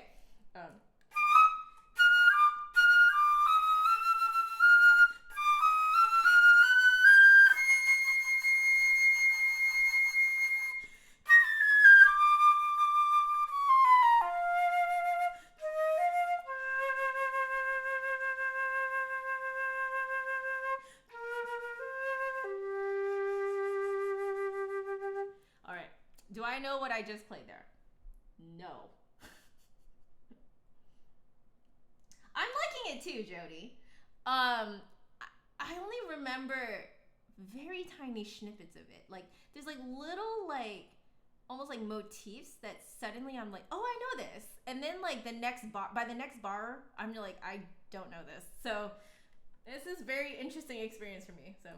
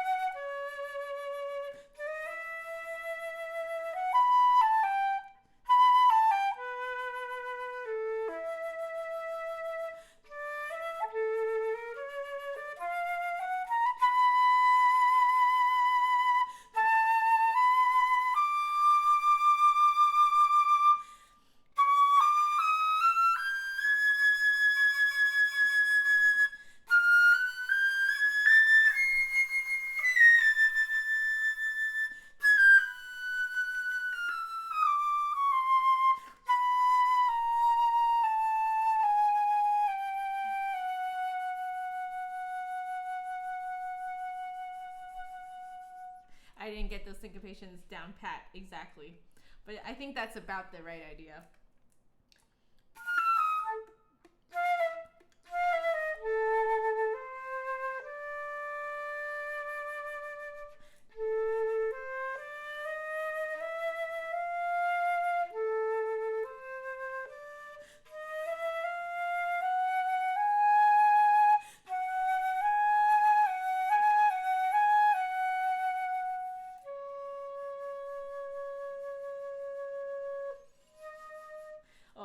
Oh gosh.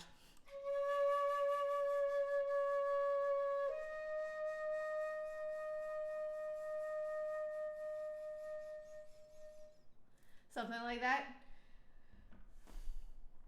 You kind of want to learn this piece now? Yeah, do it up. Do it up. Yes, there was an Instagram live earlier today. I'm just in the first movement right now. But That was, oh, and the first movement hasn't even ended yet. That's great. Excellent. Poco stretto.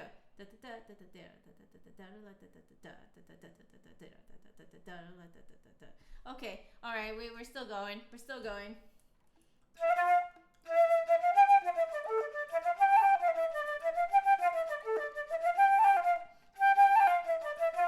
Oh, gosh.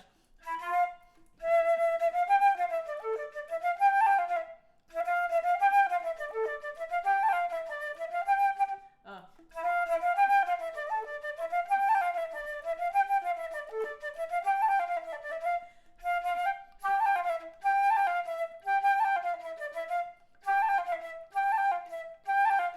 I keep like doing a weird articulation.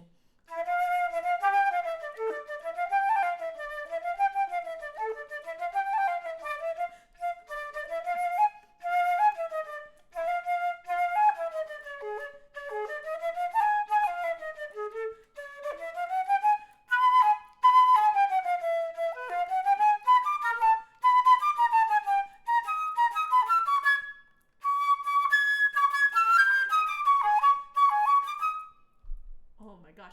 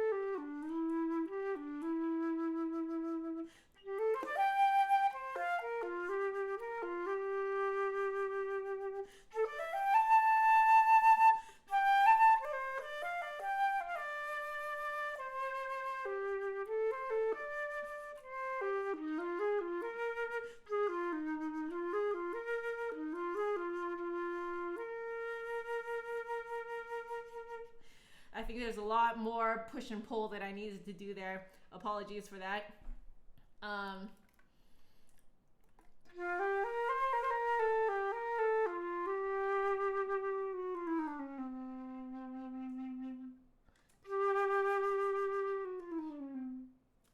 Is that how it's supposed to be? At least I'm not the pianist. I'm sure the piano part is like really hard too. Woo! Hello, Raphael. Welcome to the stream. So there was my very bad sight reading of the Schulhoff. Holy cow. This is definitely something that needs to be practiced. I could see how one would benefit from memorizing this. And playing it with several recordings to get a feel of where it's traditional to push and pull how much, and then which spots can you have a little bit more freedom to do what you think sounds good. So I always tell people that it's always best to have a kind of a balance between tradition and your own interpretation.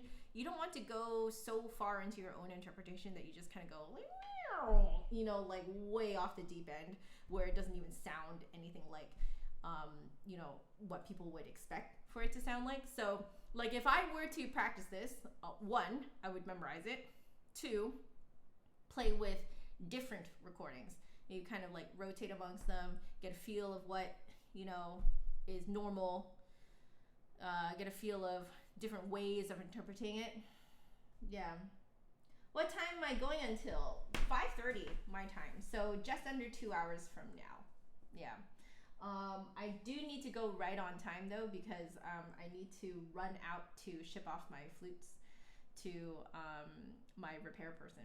So gotta catch the store before they close, basically. Okay, I am just going to leave it there, but I'm going to keep the Schulhoff open because this is definitely something that's right up my alley. Definitely want to learn it. So I'm just going to bold that one for myself to learn.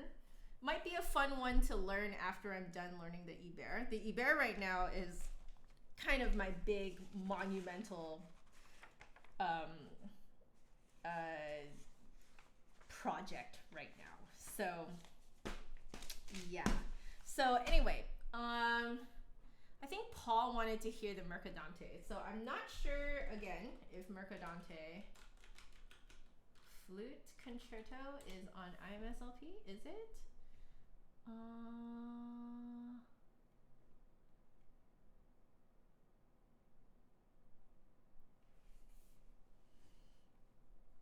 It might not be. Is it? Mercadante.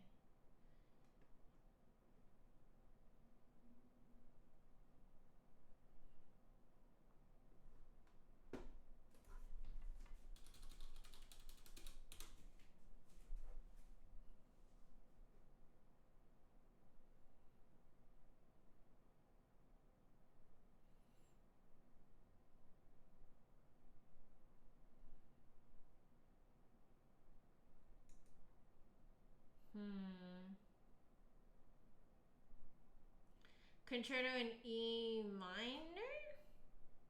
Was that it?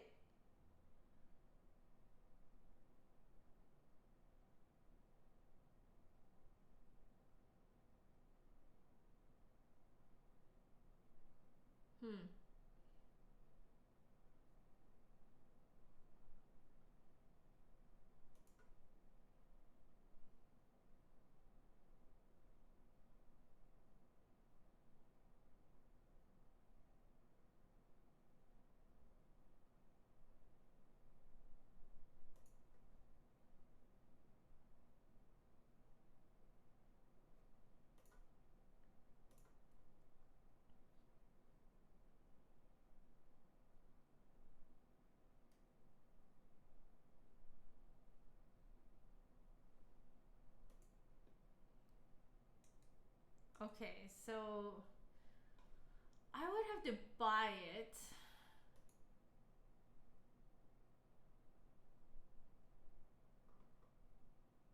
So I am seeing the first two pages. Let's see.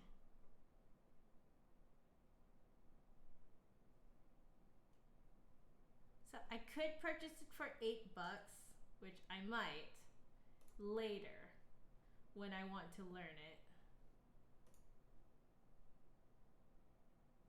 Oh, someone, I did find it somewhere. All right. I'm not sure how fast this goes, so I probably should actually listen to a little bit of a recording. Give me a second, guys.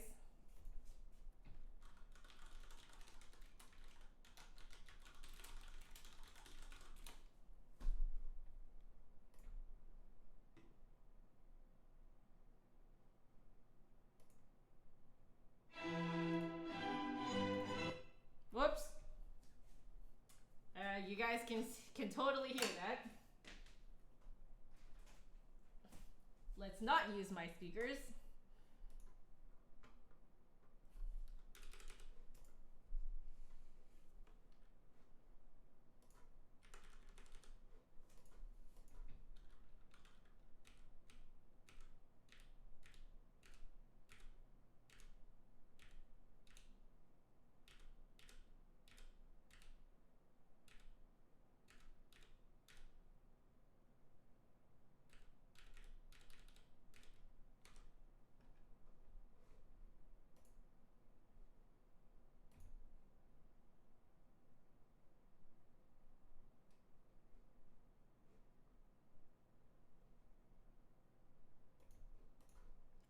Okay, I got this. Okay. I'm gonna try this. Hi, Mr. Quiet Kid in the back. How you doing? No, there's no wrong time to join. Yes, A Finder. I'll play your piece maybe right after this one, especially because I just started listening to this one. So let me just play a little bit of the Mercadante Concerto in E minor.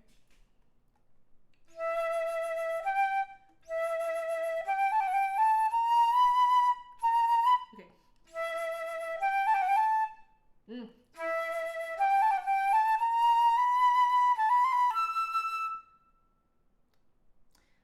counting is hard today.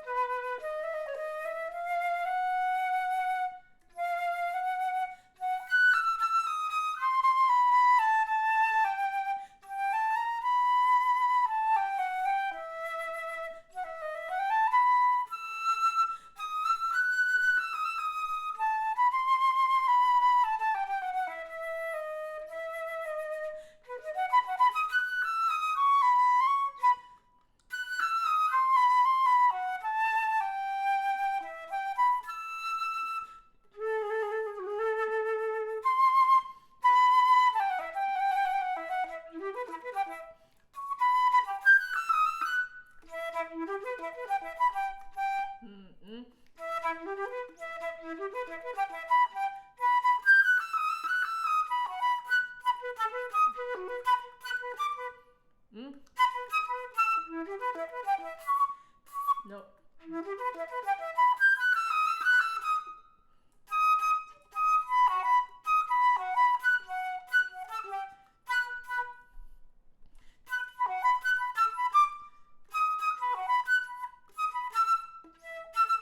Oh, I butchered that really good. I mean, I can only read the first page anyway, so let's just do the first page again.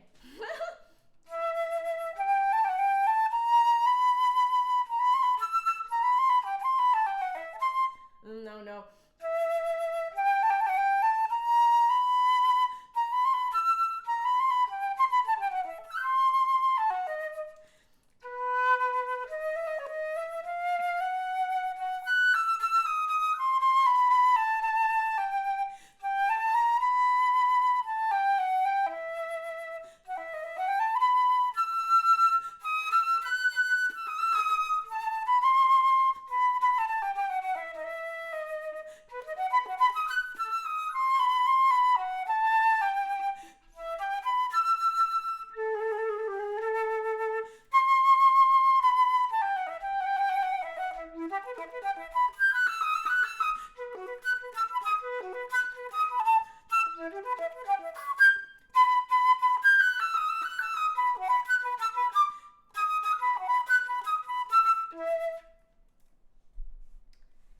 A little bit more on that last bit.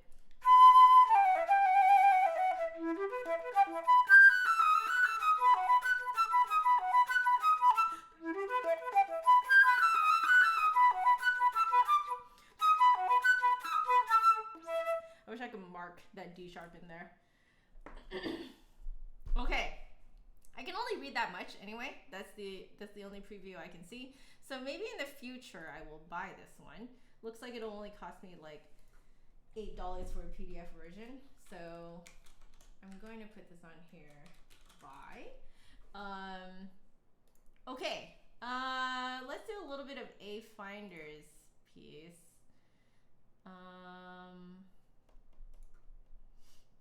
Let's see. Okay, so this is A Finder's piece here in the chat. So this one is what, Allegro? I saw your little note at the end. Here, let's try this.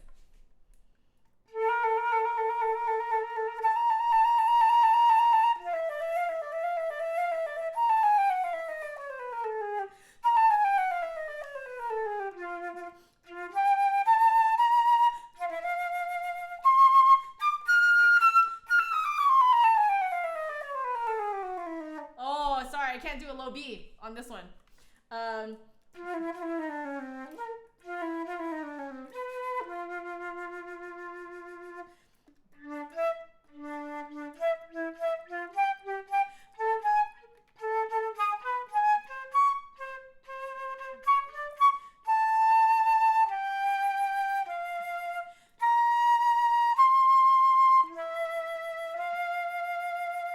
would suggest A Finder that from measure 12 to 13, you may want to rethink that a little bit. So it is a little bit unusual to see a C natural here going to a C sharp above that. I wonder if maybe it might be easier if you wrote it as a D flat, might be easier for the person reading. So just so you know.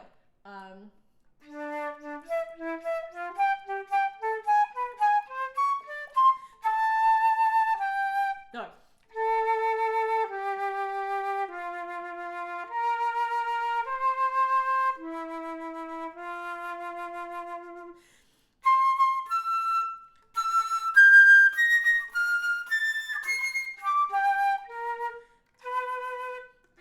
So again, sorry, can't do low B on this flute.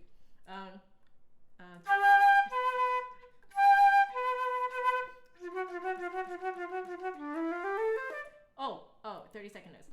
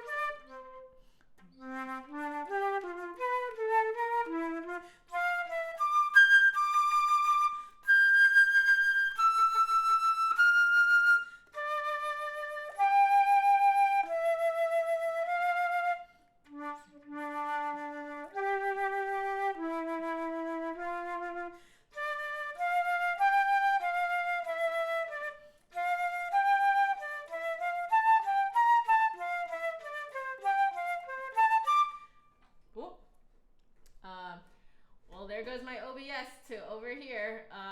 So it looks like my computer gave out. So, oh well. Okay, I'm gonna keep reading this. So.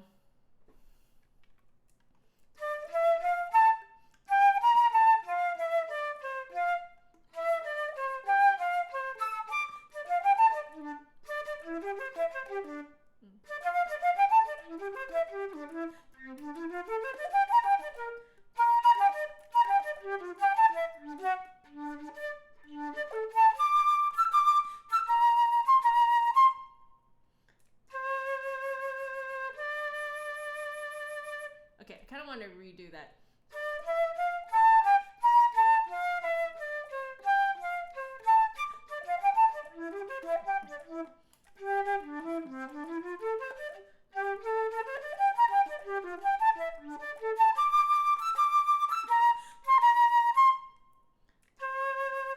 Once more.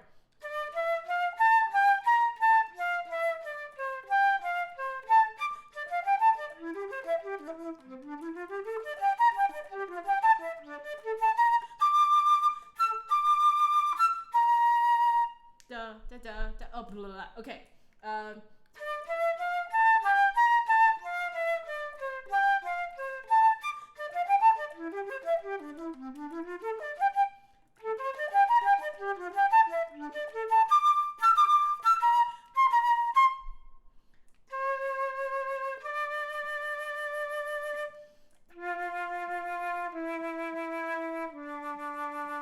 No.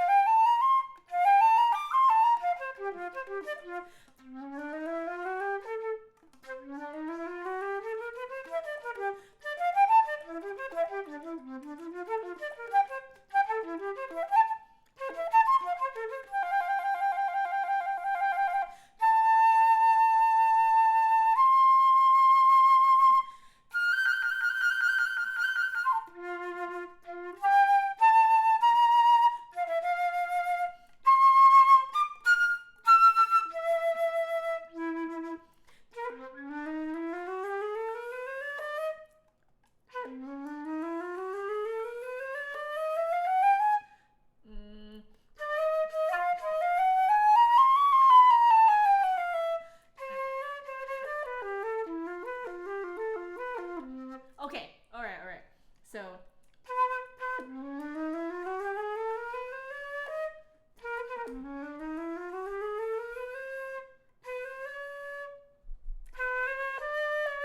Okay, I'm just making sure at 86, the last two notes of that are, did you want the flat before the second to last D or after the last D?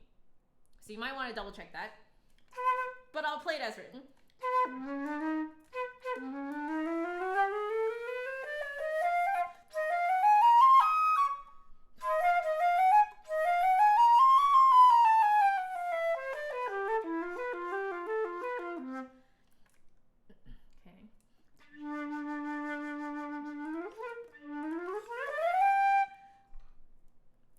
The gliss, I'm gonna do maybe within the key.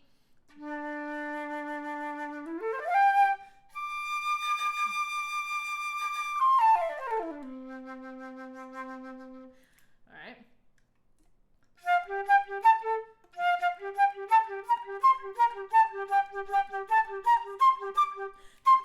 Oh, such is the A. Got it.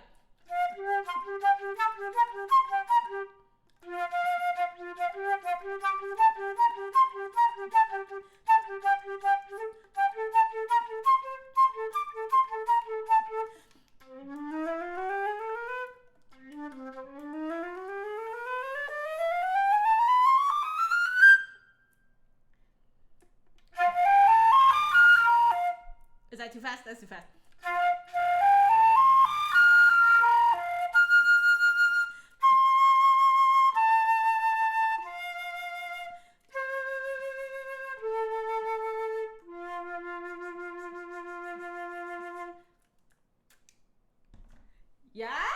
Yeah, something like that.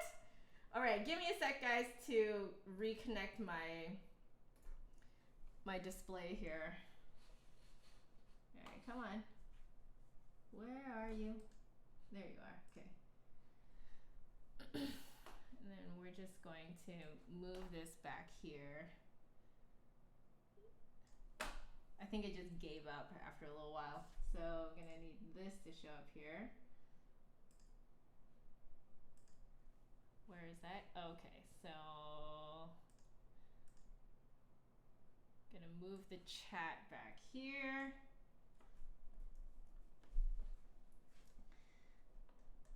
Yeah? Was that it?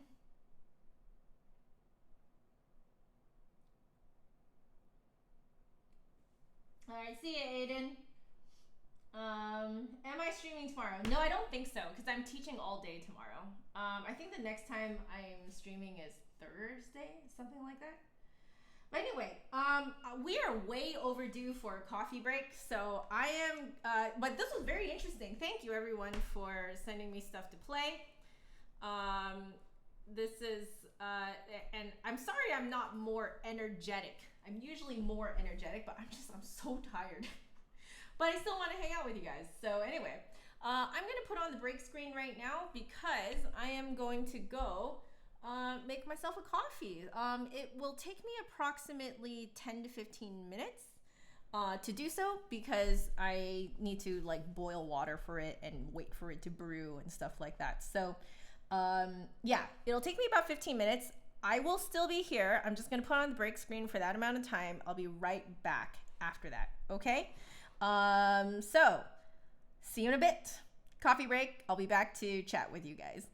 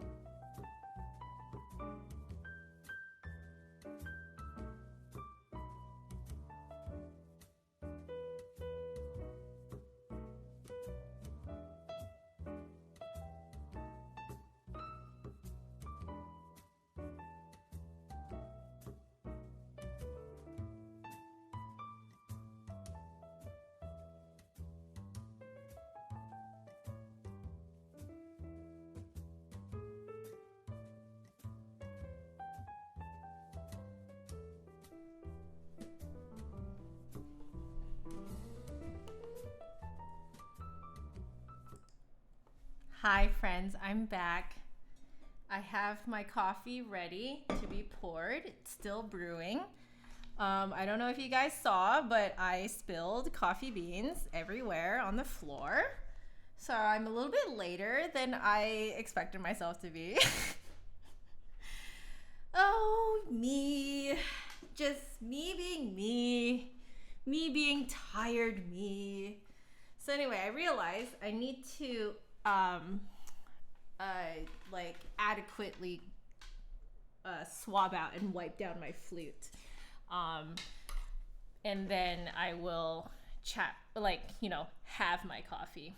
But anyway, I'm also a little bit out of breath because our dumbbells just arrived. So instead of paying for gym membership, because gyms are closed right now, John and I decided to invest in a workout bench and a set of dumbbells.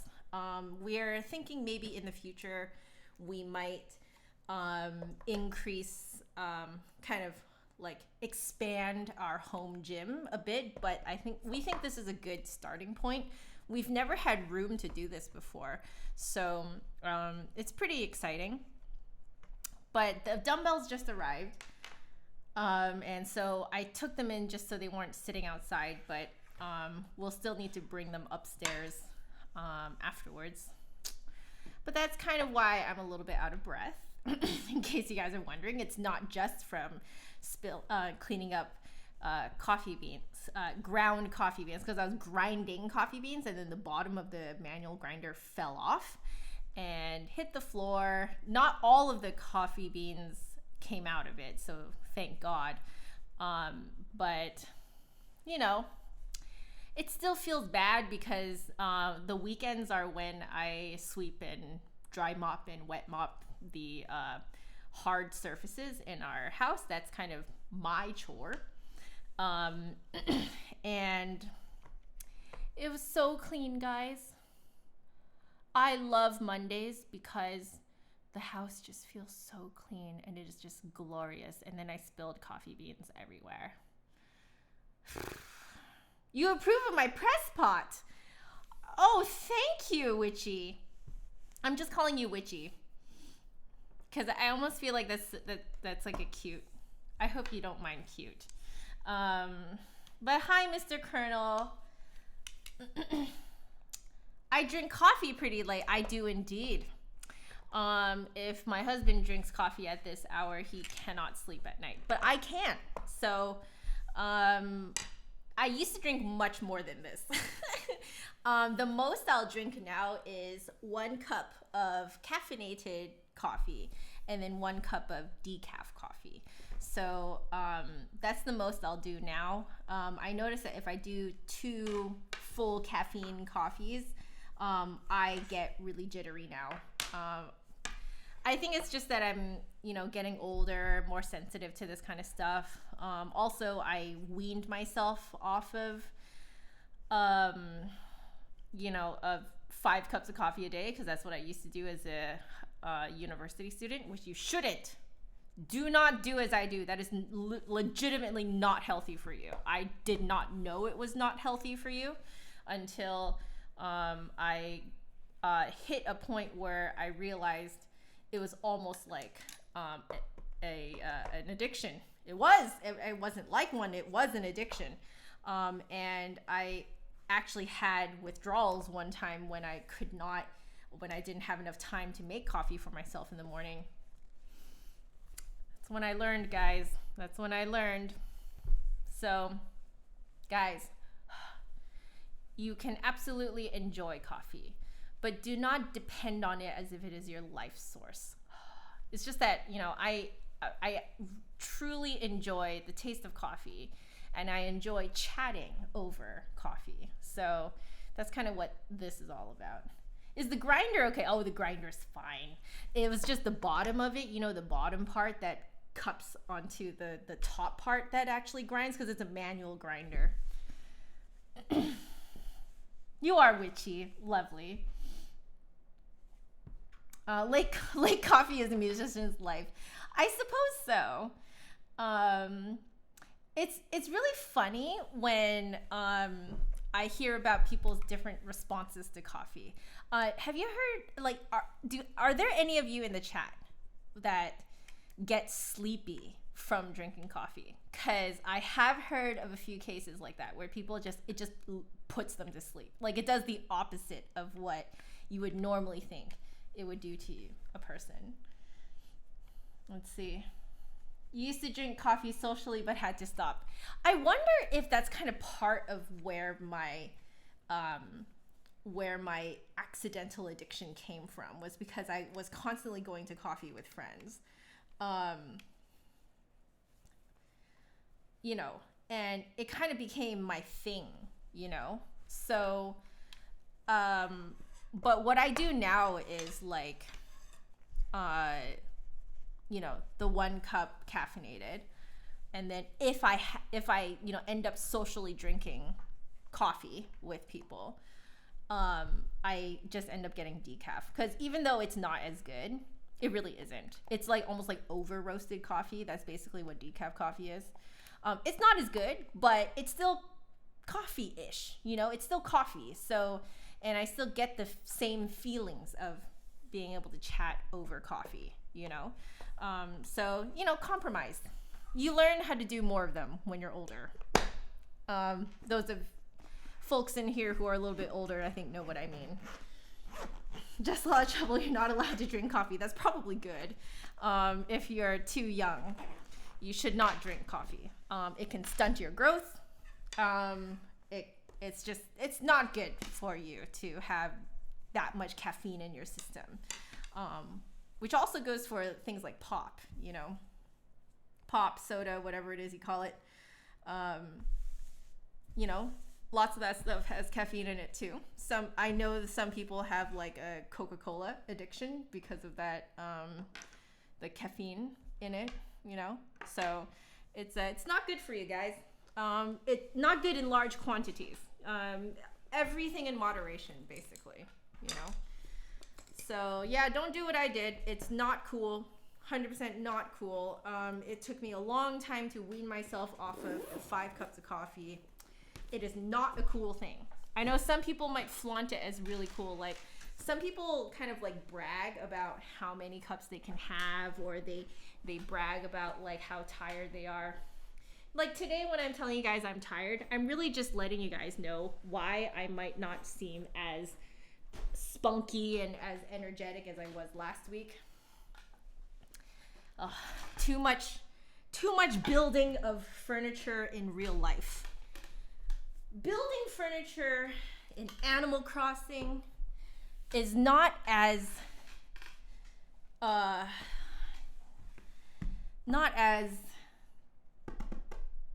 exhausting, tiring, whatever word works for us there, you know. So yeah, I used to have 5 cups of coffee, as in if I ended up getting them as Americanos, double shot Americanos, I was essentially doing anywhere between 5 to 10 shots of espresso a day, which if you put it like that is not good. It is not good for you. Like, I really mean it. Don't do that. And if you are doing it, wean yourself off now, okay? When I say wean, I mean like if you're starting at 5 right now, go down to 4 cups a day. Your body won't notice it as much, okay? Once you've been doing 4 cups a day for a while, go down to 3. Once you've been doing that for a while, go down to 2. You know, like, slowly get it down. You know, it would be good for you. Yeah. Oh, it's all right, A-Finder. I mean, I'm here just hanging out with people, you know. Yeah. Ariana, you used to drink it daily, drink pop or soda daily. I feel like, oh, you call it pop. Yeah. Like, I feel like you don't really understand the importance of having things you enjoy in moderation until you're old enough to experience the side effects of it. You know what I mean? Because I almost feel like when you're younger, you don't experience the side effects of, having too much of something. You know, you just don't experience it because your body is just so, you know, um, it's so able to recover from things quickly. Oh, you notice it when you get older, though. You absolutely do. So, guys, stay healthy starting earlier. You no longer nearly like it as much. Is it partially because of the sugar content? Because I know that for me, I've never been much of a sweet tooth. I've been more of I guess you could call it a savory tooth. So, like I found that when I was younger, I already noticed things like pop and stuff is just being really too sweet for me. Like it was almost kind of, the word that John uses, my husband uses, is cloyingly sweet. And I cannot find a better way of describing it than that. And I noticed that as I got older, it just got worse and worse. Like, what I thought was sweet before,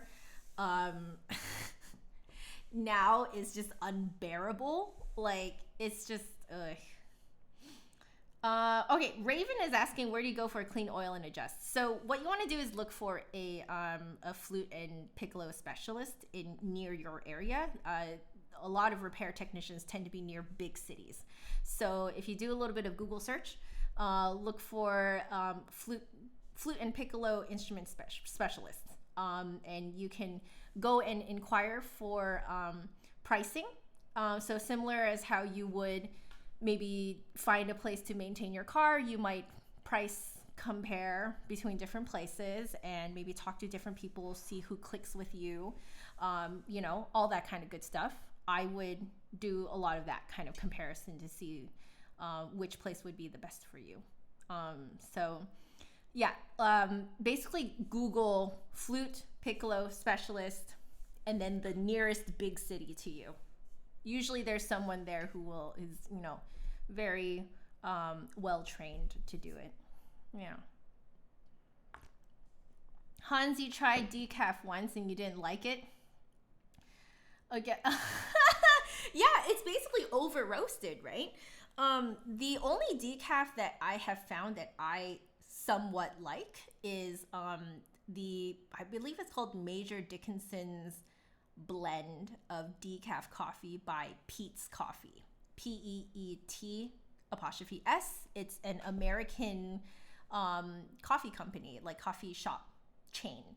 And so there's one Peet's near-ish me, but I go there quite often, and I have like the rewards membership with them because they remind me of my days in California. They are far more prevalent in California, more in the Bay Area. So I used to go to Peet's Coffees to kind of have a little bit of time to myself before teaching for like a whole afternoon or a whole day or something.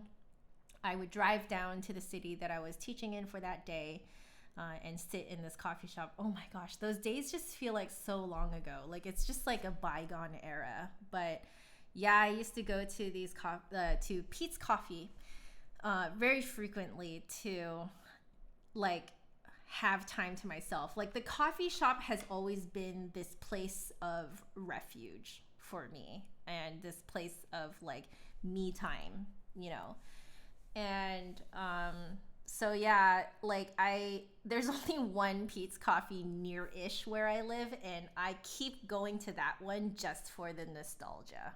But it just so happens they sell Peet's Coffee ground and whole bean like bags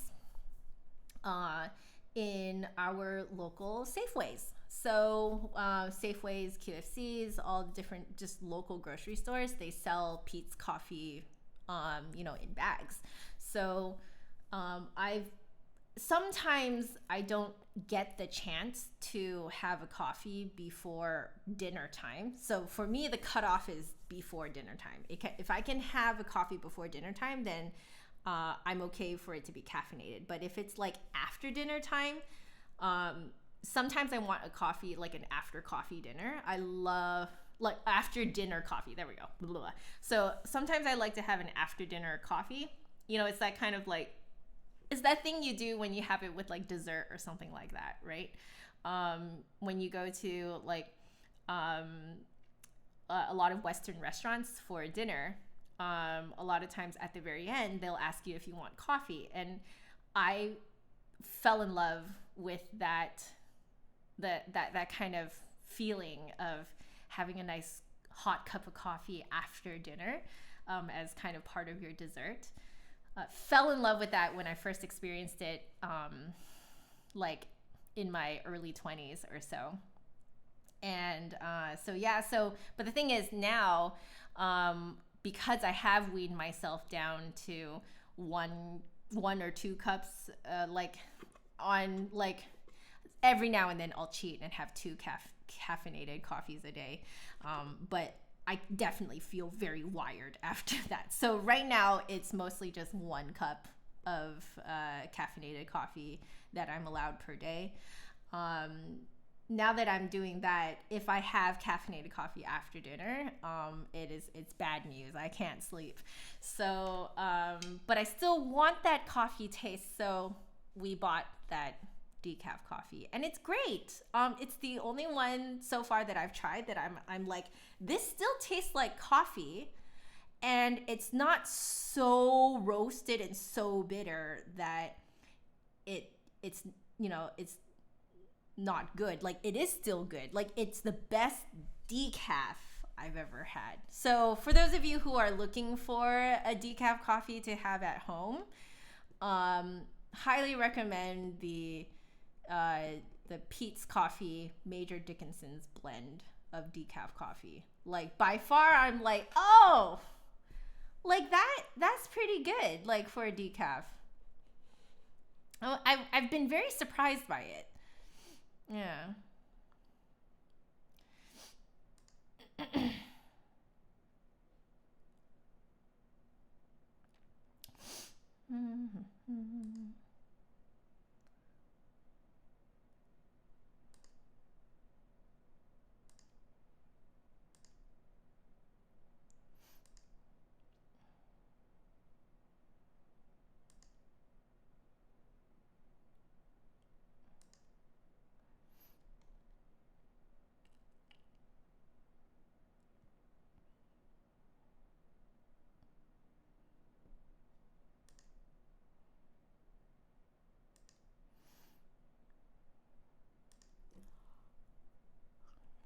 All right, give me a second, guys.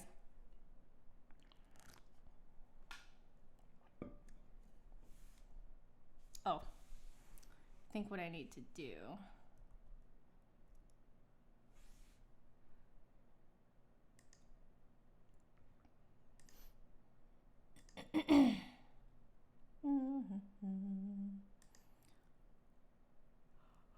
Oh.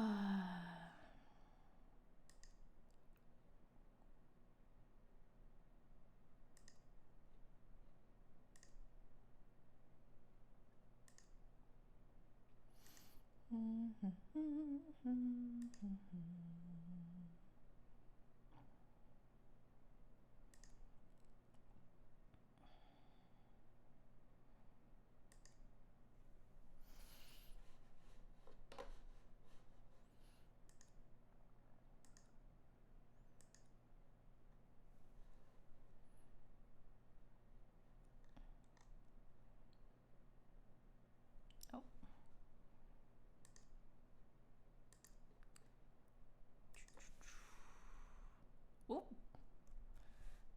Pressing the wrong buttons. All right.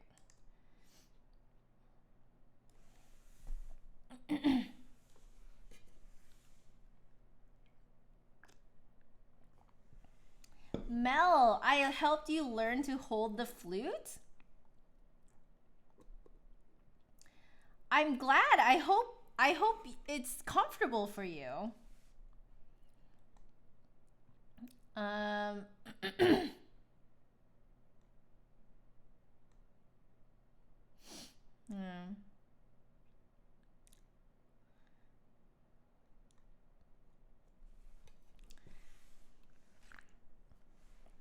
Yo, I'm reading what you're saying. If you saw a flute street performer when the quarantine is over, you would love it. Oh, I feel you. Flute in the street is indeed very cool. Jody, you're a tea drinker. Oh,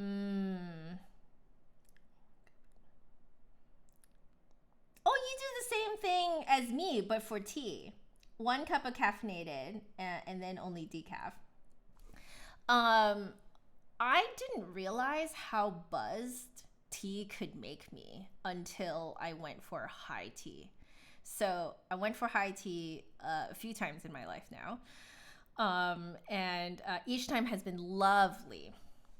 But holy crap, you are buzzed from the coffee. Like not the coffee, the tea. That tea makes you buzzed. Holy cow, like more buzzed than I have felt on coffee. It's stunning. It's stunning how buzzed it can make you. But like combined with all the high tea stuff is so good. Yeah.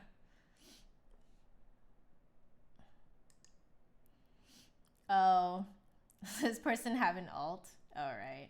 Well, let me do my thing.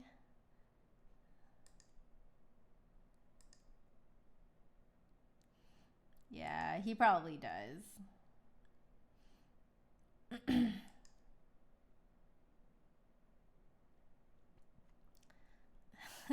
Hey guys, just don't respond to him.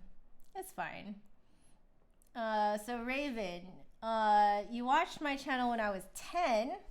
When you were 10, I mean. And you didn't start playing the flute until you were 14. And my channel helped you grow. Oh, I'm so glad.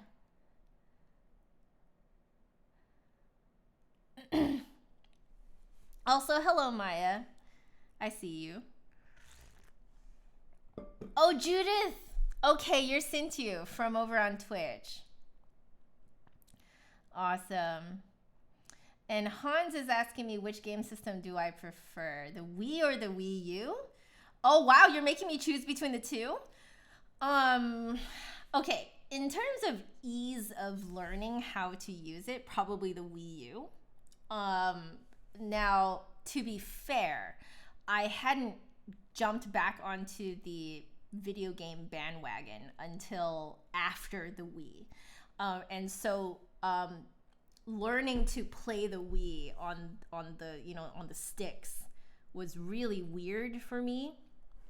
So yeah, it's like that I found really strange. The having like not one controller that's like together, but like two separate. Like that was, to me, that almost felt like I had broken apart the controller. But the whole like how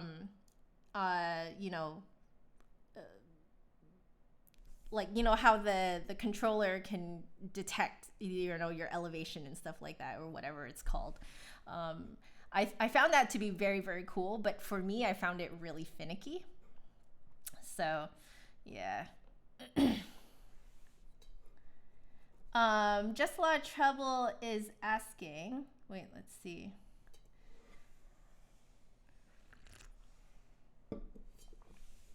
RFK Entertainment, hello. I recognize you from my comments. So welcome. So you were watching my videos when you first started? Oh boy. Is there tea being spilled in this stream? Yo, world of second flute and clarinet. How you doing? But RFK Entertainment, that is so lovely. You guys are absolutely making my day right now. I am so tired right now, and you guys writing all these sweet things is just making my day. Thank you so much. Here's the thing. I never set out to be people's inspiration, if that makes sense. With my videos and my content, I am trying just to be real, because quite honestly, that's what I want. I wanted a flute person to watch who's just real, you know, and shows, you know, both not just the ups but the downs too of being a musician, the struggles. Just someone, I just want someone who's really real. And so that's what I set out to be. I set out to be the content creator that I wanted to see, if that makes sense. So yeah.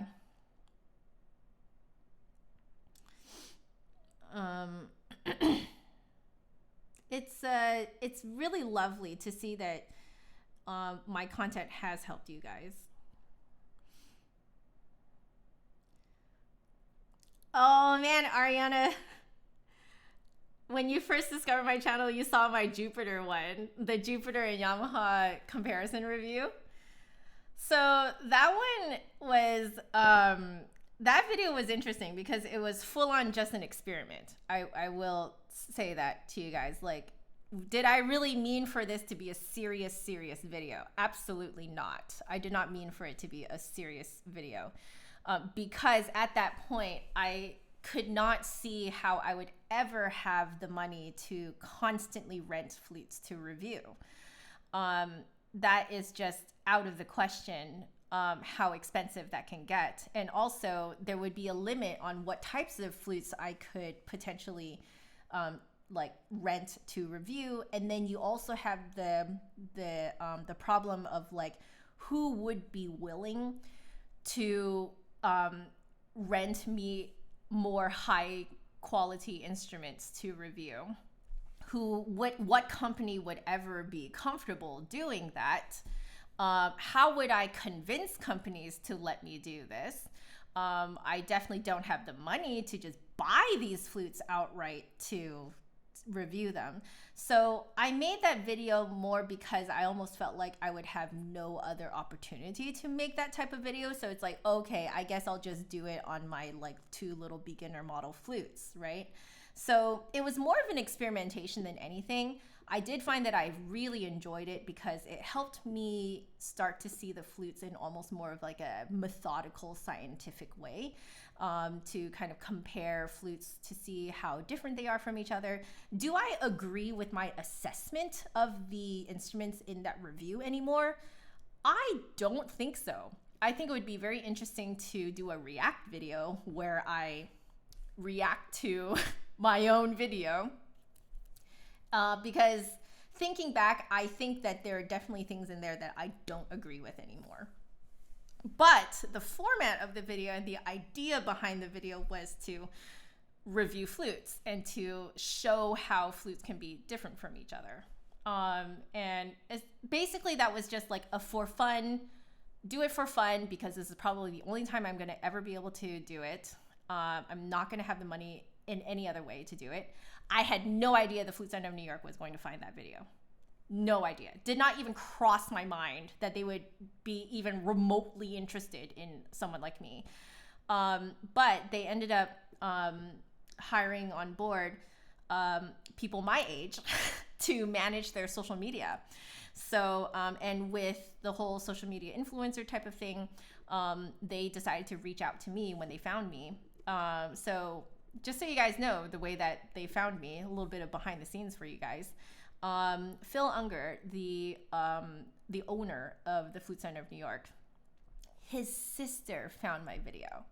So his sister found my videos, thought I was funny, and asked Phil if he had ever seen my content before. And he was like, no, I haven't. He started watching my stuff. He liked my stuff. Went into the office at the Flute Center of New York and was like, hey, have you guys seen this person before? And they were like, no, have not seen this person before. They watched my videos and they liked my stuff too. And then that's when they contacted me. However, when they contacted me, it went into my spam and it almost got deleted. Like, for some strange reason, like, I think they sent me this email like maybe 3 years ago in March. 3 years ago. Yeah. 3 years ago in March or April.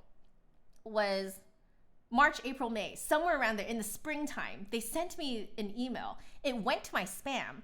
I just had this weird feeling randomly, like 3 weeks afterwards, after they had sent it, and I had no idea they had sent it. 3 weeks afterwards, I just had this random thought, like, what if I checked my spam in my business email, right? Like, what if? And I did, and then I saw this email from the Flute Center of New York, and I was so shocked. I was like, what the heck? Clearly, Google thought it was fake. And then I was like, but I don't think it's fake. I read it and I was like, I really think this is them. So I decided to reply them, and I apologized. I was like, I'm so sorry. Your email ended up in my spam, and I just didn't think to check my spam.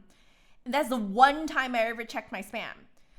Like, seriously, I think it's divine that, I was prompted to, like, randomly mentally prompted to go and check my spam. If I didn't check my spam, you guys would not be having Flute Center of New York review videos. Like, I don't think so. I don't think it would happen. So, but like, basically from then on, it was just like, they were so willing to experiment with me. We had really great, we keep still having like great back and forth discussions on what works, what doesn't work. I trust them, they trust me. It's basically, like, I am not sponsored to say this, just so you guys know. I truly mean it when I say that they are a dream come true to work with. Yeah, like, very understanding of, if things were happening in my life and stuff like that too. If I had to slow things down or anything like that.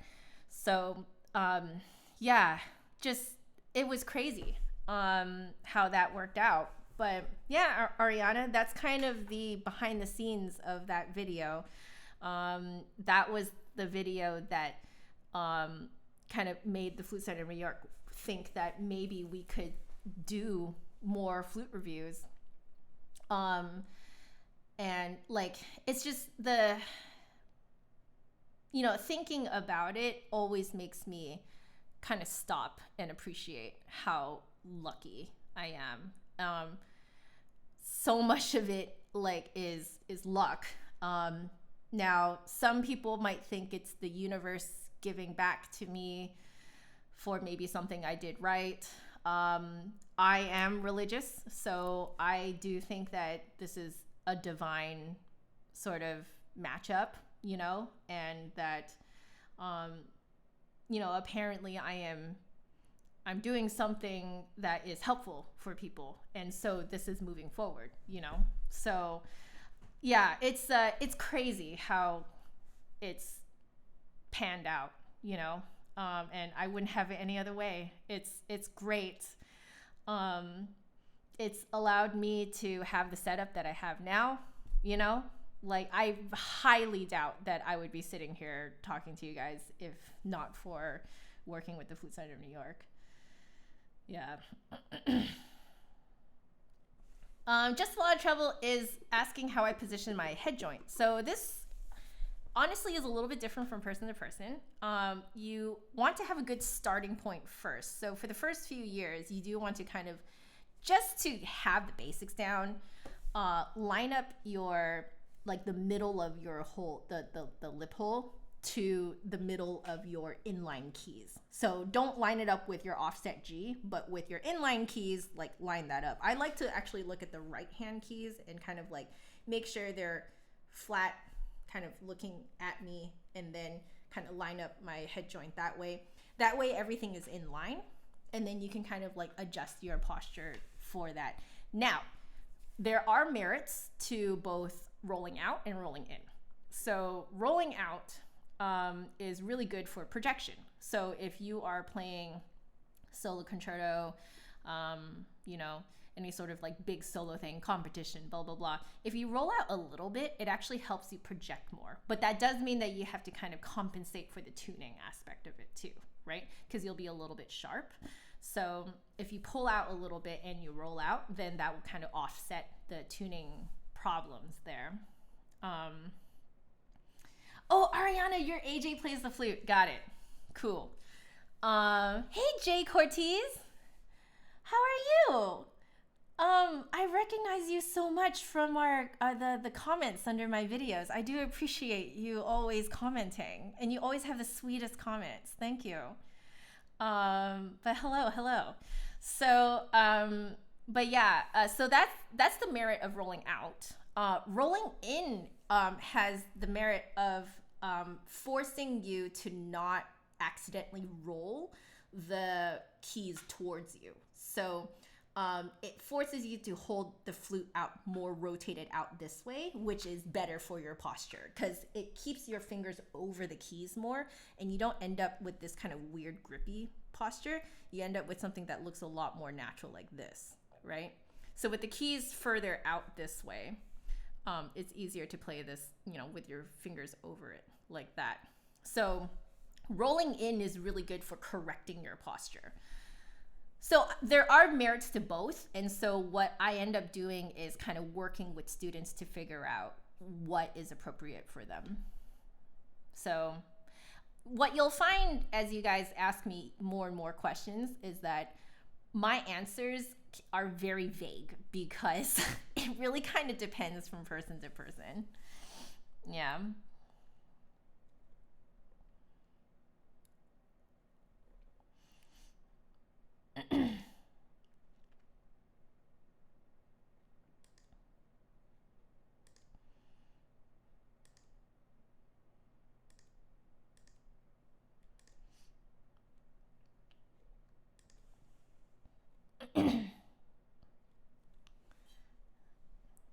Oh, Judith, the realness of watching me struggle through the bear gave you more confidence. I'm glad. I'm glad that there is a positive coming out of that. I think that's actually why I live stream my practice routines, because that way you guys can see my bad days, good days, and you guys can see that it's very normal to have this sort of up and down kind of thing,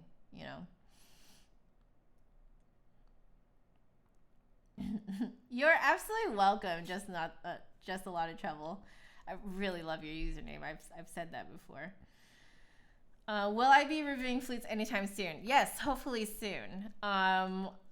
It is a little slower right now though with the whole pandemic, the outbreak happening. So the processing of things is a little bit slower, but we do plan on, having that, having a review coming out soon-ish, hopefully. Yeah.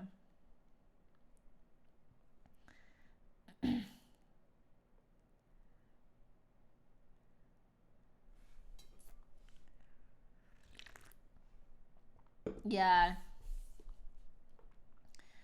Okay, you guys want to have that react video of me reacting to my first review, the Yamaha versus the Jupiter? Okay, sure.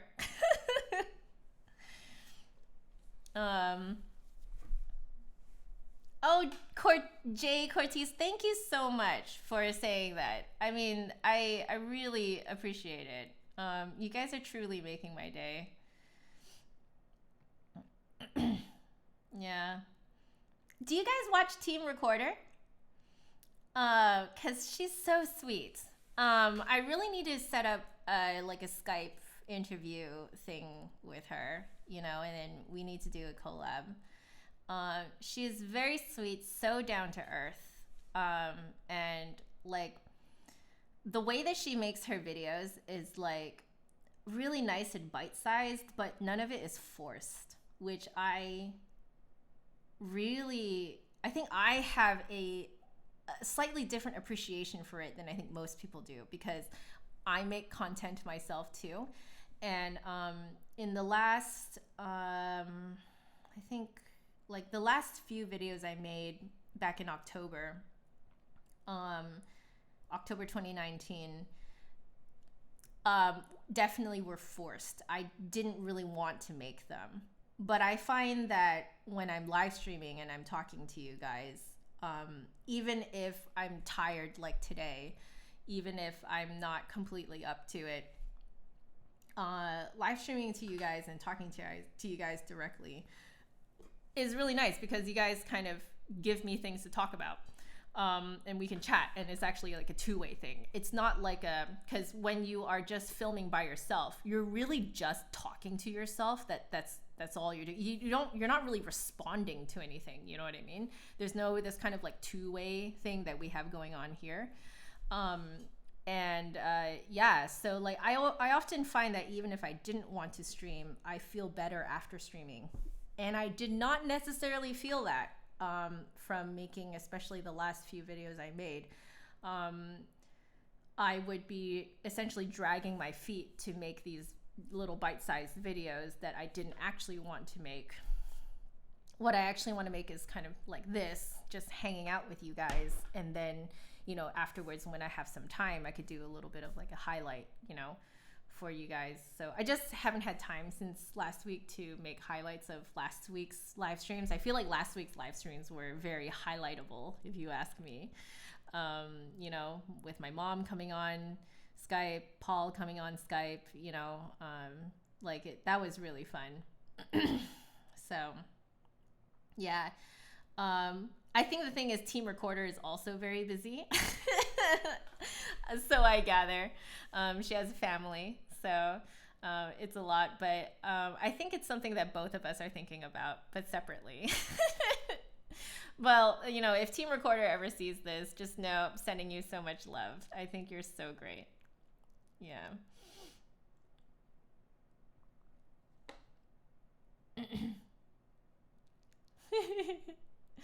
Ariana, I just saw that you said you related of the story when I used to hold a recorder sideways pretending it was a flute. You used to do that too? I don't know what it is about the flute that I like so fell in love with. And like I talked about this last week too, but I often miss that feeling, because I realize that I don't have that feeling anymore. Essentially everything about the flute is demystified for me. And when you demystify something, you strip the magic away from it, and for yourself, that is. And then like I feel like when you learn a craft and you learn it really well, you are not preserving the magic for yourself. You're actually stripping away all of the magic of what it takes to play like that, but you are preserving that magic for other people who are listening to you.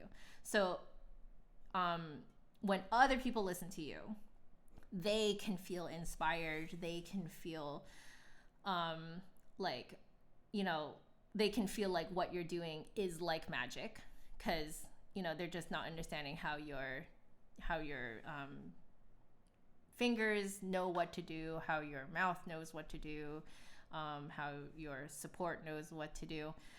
But the thing is, there really is no magic about it.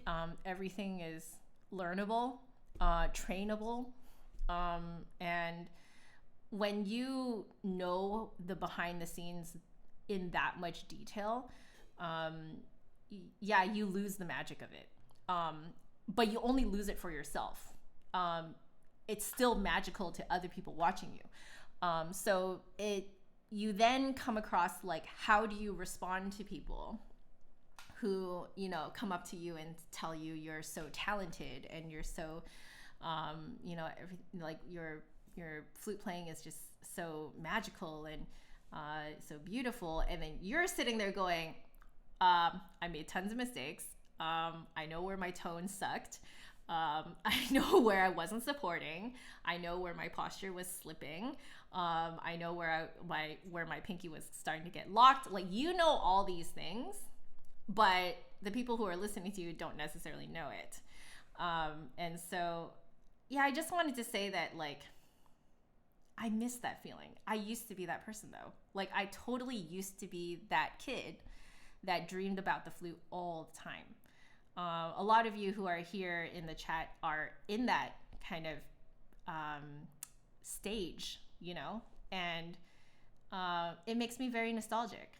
It makes me feel very nostalgic to see how much you guys love the flute. You know what I mean? It feels good. Like, it feels good to see you guys still have that magic, you know? So, I mean, if what I do kind of helps you maintain that level of magic, then I think it's worth it to lose the magic on my side, you know? Yeah. Anyway, I should probably scroll closer to what y'all are talking about right now. Yeah, like I'm seeing what you're saying, Jay Cortez. Yeah,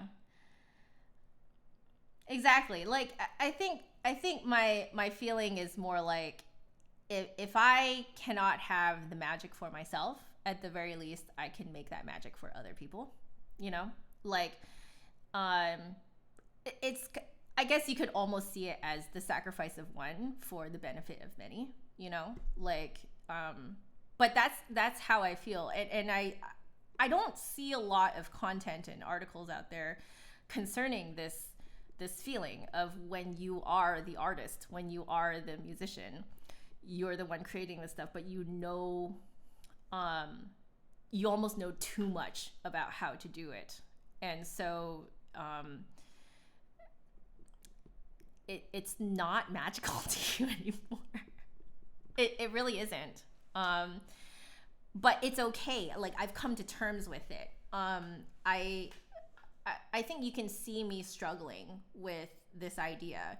I think I made a video about what I think of talent. And I also talked about it a little bit in my imposter syndrome video. So I definitely think I have made videos where I have broached this topic before, but I never really, like, I couldn't come to terms with the fact that I was a musician, I do this for a living, this is my profession, and yet I have lost that feeling of, like, undying passion. The undying passion died. I know that sounds morbid, but maybe when you, like, I think what I'm learning is that when you do learn your craft to this extent, the passion will change, if that makes sense.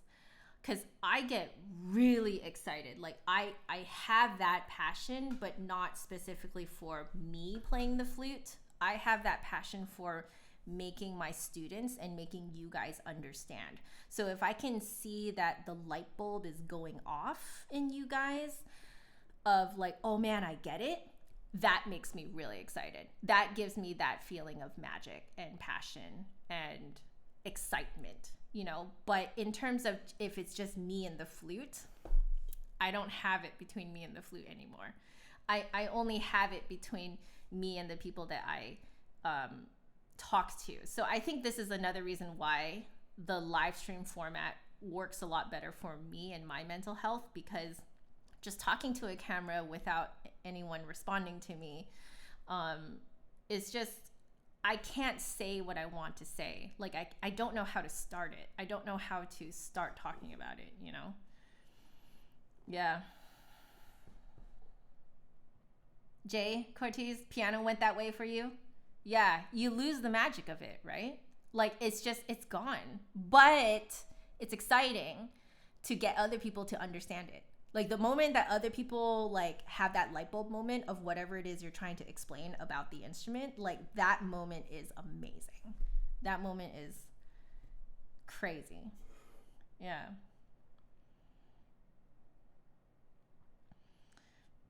Just a lot of trouble. I'm glad today has been good for you. Yeah.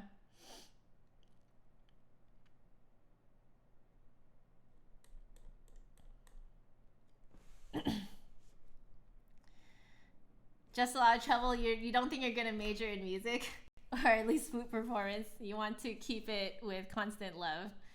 You hate it when it feels like work, but you want to major in a cross of math and science. You sound like you know yourself fairly well. Like, I'm very impressed with that, because the thing is, I walked into music school having been told that it will become work.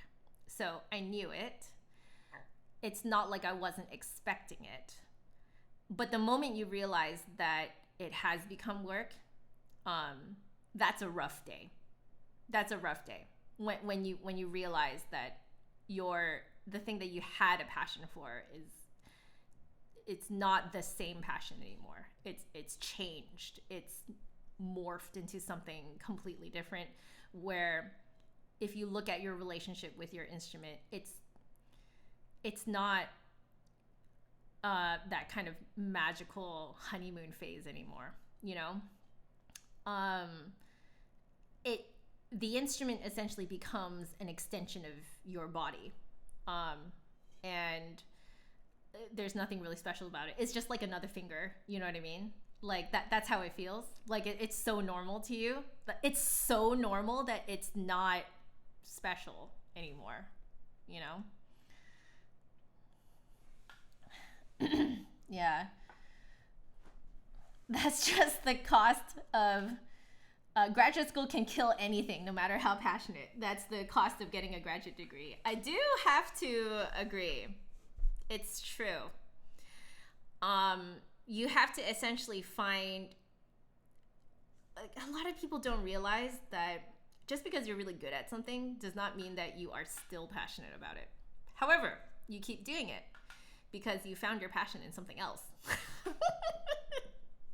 So I'm still practicing the flute, or that is, I finally restarted practicing the flute last year.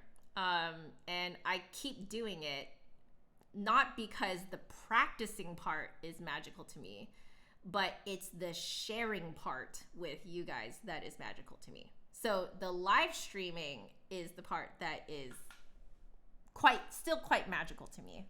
And I am passionate about this. I can spend hours researching setups and stuff like that, you know.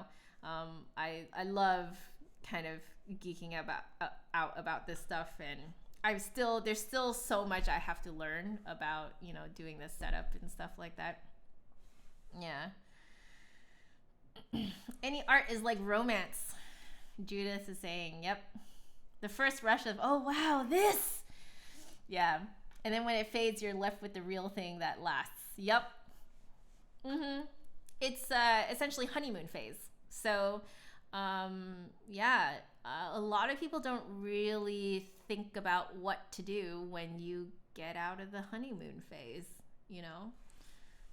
And I haven't really heard that many people talking about it either, because it is almost a little bit taboo to be doing this type of thing for a living. And it's like, wow, you're so lucky to do this kind of thing for a living. You know, when you start talking about the fact that you have lost the passion for the instrument, if that makes sense, like it's so normal and so mundane that it's not magical anymore. Once you start talking about that, a lot of people can mistakenly think of that as like you're complaining, but you're not complaining. You're just saying it as it is. It is what it is. Some people may even think it's unfair that, like, oh man, you learned the flute to this degree and yet you're so ungrateful for, you know, how you play now, you know. But it's not being ungrateful. It's as if you've been given a bionic arm or something, and then 10 years down the road, you know how to use it, and you use it very, very well, and people are amazed at how you use it. But it's just so normal to you that it's not special anymore, you know? Like that's how it feels. It's more that it's so normal. Like the flute is so normal to me that it's like if you're to talk about, you know, I don't know, like it's my cup or something. Like it's as mundane to me as a cup, if that makes sense. and I'm not saying that in a negative way. It's just that it's just so much a part of me that it's completely normal now. Yeah.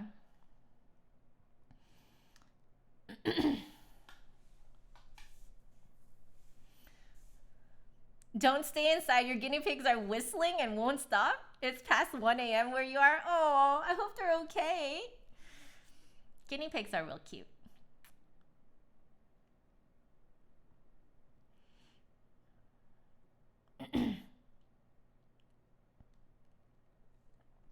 It's probably not talked about as much because so many artists have to defend their passion for art for all their lives. Yeah. Yeah. I think that's it because I also have done that. I have also defended my passion for my art, even though I didn't believe in it. So I was lying, 100%. Like those times that I have said, like, oh, I'm so passionate for the flute. The flute is my life, blah, blah, blah. Did I believe that when I was saying that? No, did not. And I will be the first to admit that I absolutely was lying when I said that, but it, as Judith is saying, it's a defense mechanism because it's almost as if you have to justify why you're doing what you're doing for a living, you know? Like you must be so passionate, therefore you're doing it for a living. A lot of people don't see it as a craft where you are very good at your craft, therefore it just makes sense that you make a profession out of it, you know? Because I feel like if you think of it as a craft, it detaches some of that emotional kind of over attachment to like you must feel passion for this, right? Because you can still get very good at a craft even if you're not completely passionate about it. So in my head, that's kind of how I've reworded it, where it's like when I'm, for example, practicing on stream and stuff like that, what I am focusing on is mastering this craft of flute playing. I'm mastering the craft. And so like it's not about like I'm not playing for hours and hours on end because I am passionate for flute playing. It's more that I am working towards a mastery of the craft. So, hey Finder, welcome back.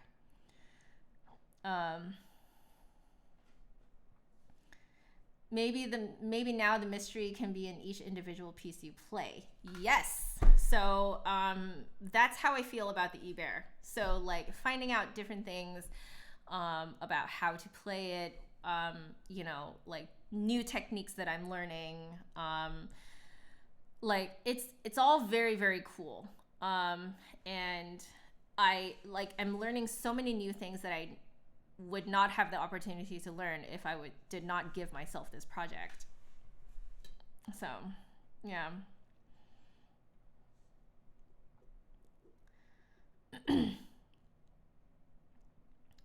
When other people tell you everything, they load you up with their expectations and goals and you lose sight of your own. Yep.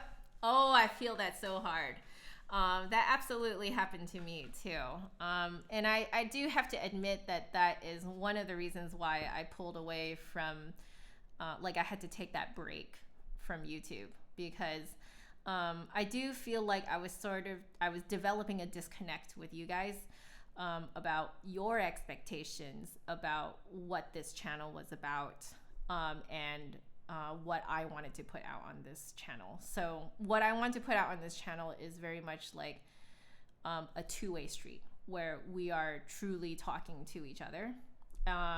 Sure, I'm much more comfortable doing highlights from these types of streams than I am just like making a video. Yeah, it's I did definitely feel a disconnect. And I feel like in a live stream format, it's much more easy for me to explain to you guys what I'm going for with these, you know? Like, am I here to entertain you? Kind of, but really what I am making sort of the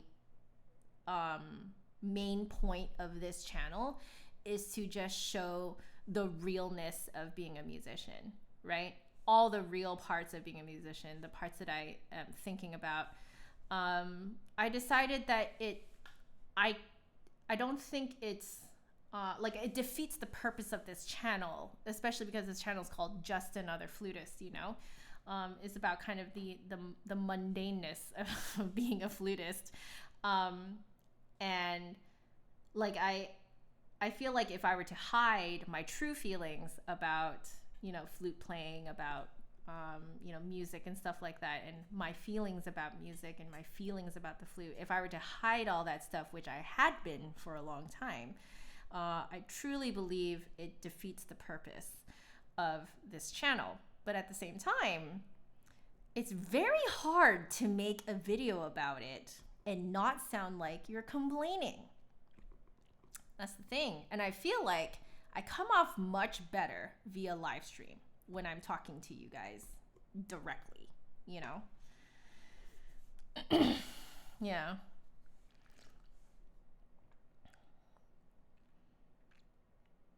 Took you decades to say out loud that no, Chopin was not your favorite composer. He was your teacher's favorite composer.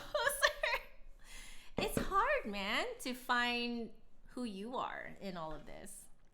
Hi, Luca. Thank you so much for joining the chat. I like the way Jay Cortez is saying it, that I'm here to edify you guys. It's very, very flattering that you would use that word for me. But then I love the second half of that, and sometimes it's entertaining. Like, I would love for there to be a mix of serious and silly, you know? Like, because I feel like that is me. I'm a mix of serious and silly. Part of the silliness comes from being so serious, actually. You know, the greatest comics typically had very, very terrible traumatic things happening to them, and they have had to deal with really hard situations, and they deal with it through humor. And yeah, like I find that the you can't be silly 100% of the time. You can't be. I know some of you want me to be, but that's not who I am, you know. I have real things happening to me, you know, and I can't be happy all the time. And that's okay too. It's okay to not be happy all the time, but it's also good to just kind of like let yourself feel those feelings and then work your way out of them, you know. Like it's also not very healthy to wallow in you know, dark feelings for too long, you know, but it is very important to feel them, you know, is how I would say it. Yeah. Melanie is asking a very good question. Do I ever want to quit the flute because it has become mundane for you? I'm not going to lie. I have considered it before. I've considered it. Why? Because I wasn't even practicing anymore. So this was prior to last year when I started to stream on Twitch. I wasn't practicing. The only times I practiced, guys, was the 2 or 3 days before my first rehearsal for a concert, or I would do a little practice with me 1 hour thing with you guys, but those were filmed videos, not live streamed. But that was it. That was the only time I played the flute. And sure, I'd play a little bit to demonstrate while teaching, but what kind of held me back from quitting entirely was that I had sunk too much in. So you can almost call it a sunk cost. Is it sunk cost fallacy, I believe it's called. But I sank too much into this. My whole career is built around the flute. So everything from the Flute Center New York reviews to you know, like my videos online to teaching online, which I get most of my income from, is from teaching private lessons, which is great. It's exactly what I want. This is exactly the life I want, is a good mix of teaching, online content, those reviews, the Flute Center New York reviews. So being completely honest with you guys, sunk cost, too much sunk cost. So I think the moment I realized that, because the flute has become so normal to me, but I had built my career around it so much, I literally would have nothing if I didn't continue with the flute. So I kept pressing on, and I think that was where I started to evolve my thinking into, maybe let's not think about this as a passion, because I can't call it a passion anymore. I really can't, because it's not. But I have a passion for teaching. I have a passion for live streaming. I have a passion for like doing the reviews. I would not have spent money to get even a second camera too if I wasn't passionate for it. You know what I mean? I have all these ideas of how to make these live streams better, and that's where my passion is now. But it's just that the flute is an extension of me. So it took me a long time to come to terms with the fact that I had lost my passion for the flute. But it did not mean that I did not want to continue mastering the craft that is the flute. So, because passion is very emotion-based versus craft, learning a craft is very method-based. It's methodical. It's almost scientific, It's, there's mastering a craft has very little to do with emotion. And I liked how thinking of it as a craft divorced the emotional aspect of it. And so it made it easier for me to come to terms with the fact that I wasn't as emotionally attached to the flute. But I can still learn it well. So, yeah. Hi, Chris. You've come in at a very serious moment. But yeah, that would be my answer to that. I hope that was a good kind of all-encompassing answer. Yeah.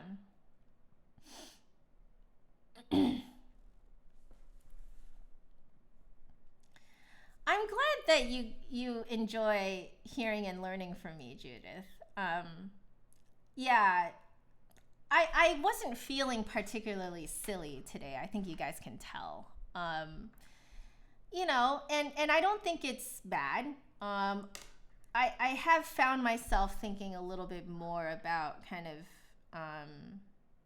with the whole pandemic going on around us. It is concerning, and there's not a lot of great news around us, and I do think that it's affecting me, but it's okay, Yeah.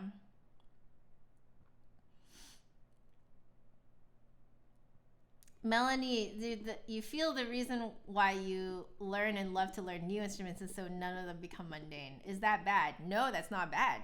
It will turn you into one of those people who can play 20 or 30 instruments. 8-Bit Brigadier is like that. Holy cow. What, I don't understand how you can hold that amount of information about so many different instruments in your head. That to me is magical. I don't understand that. And that is just phenomenal to me. Just crazy. Yeah. I found a new way to love what I do. Yeah, you could say that. I think that's a great way of putting it.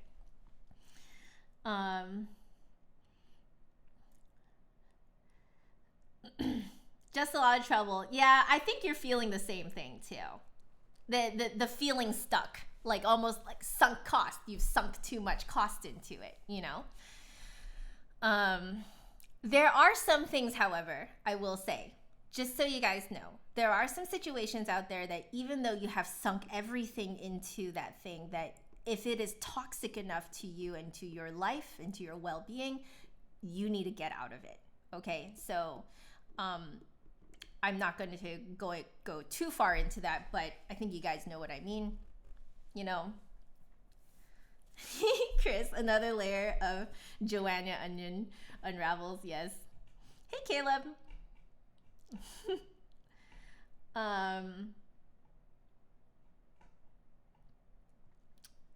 So Ben, I'm reaching more than just watchers passionate about the flute. You're married to one.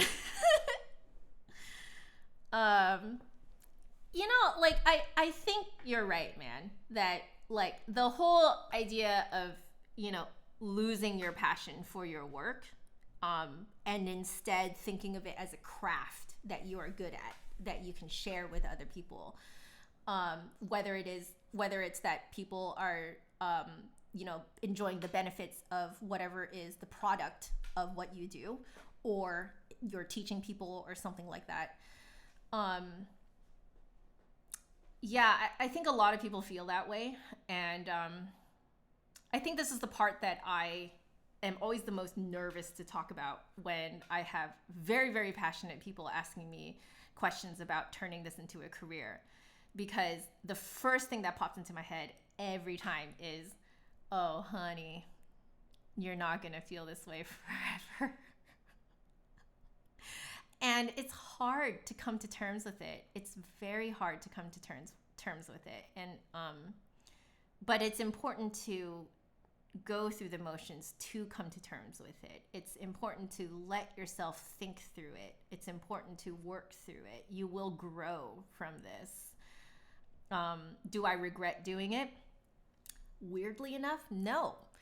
Because now that I have kind of switched my focus to my lost passion to mastering this craft, that is actually what's making me more productive, more excited to practice, more excited to share, you know, more excited to learn.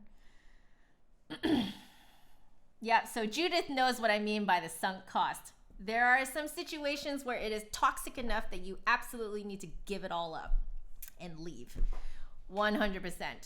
But for me, I was like, I don't think that this is toxic because I know that I'm helping people. You guys tell me I'm helping you. My students tell me that I'm helping them. Like, there is almost like too much positive that I was like, this is not toxic. Therefore, maybe I just need to switch my focus, you know? Caleb, I feel you. Actually, in a few moments, I need to end the stream and run to my local mail delivery shop to mail off my instruments for a COA. So I feel you. At the beginning of the stream, like 4 hours ago, I was packing up my flutes, my flute and piccolo. So I feel you.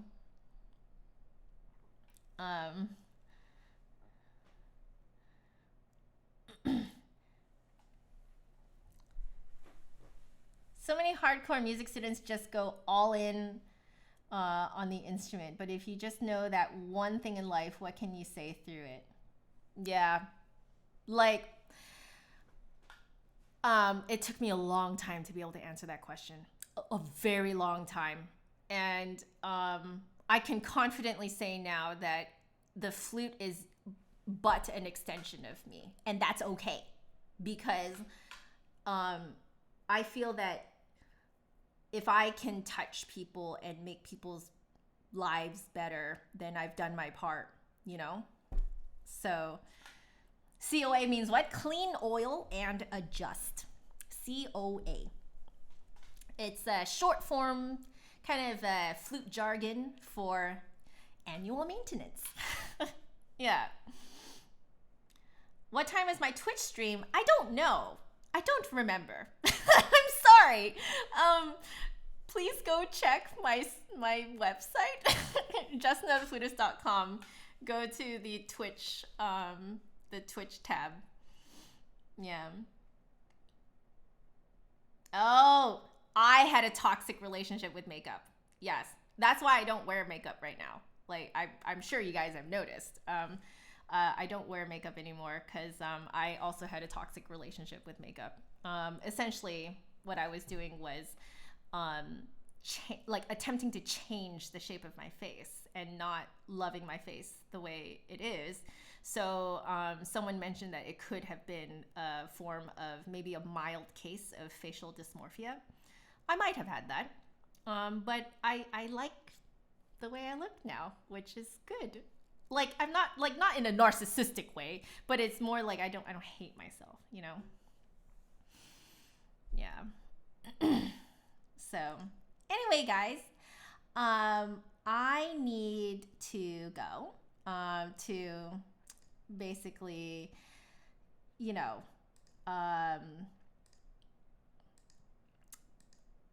do my thing. You guys know what I'm doing, sending off my flute to get it COA'd. So I need a run. I got you started playing on the flute. I'm glad. I love y'all very much. Please stay happy, healthy, and safe. I think I'm back again on Thursday. So I think there's 2 days that I'm not streaming on YouTube just because I'm teaching all day. I can't remember though. Like I can't remember if it's like I think it's Thursday. I don't know. Please check my website, justanotherflutist.com. I love y'all very, very much. Stay happy, healthy, and safe. Please wash your hands very, very often. Don't touch your face when you're in public. And please practice social distancing. But at the same time, please also reach out to your family, your friends. Talk to people. Reach out. Send a silly text. Send a silly GIF. Something like that to get things going. Highly recommend having some sort of Discord server where you can just hop on anytime you want. And I just want to give a shout out to the Flute Zone Discord. Go look them up on Google and find the join link to join that Discord server. One of my former students runs that Discord server, and it's a great little community there. So if you need someone to talk to, and especially to talk about the flute, that's a great place to do it. So love y'all very much. I'll see you guys later this week. Bye bye.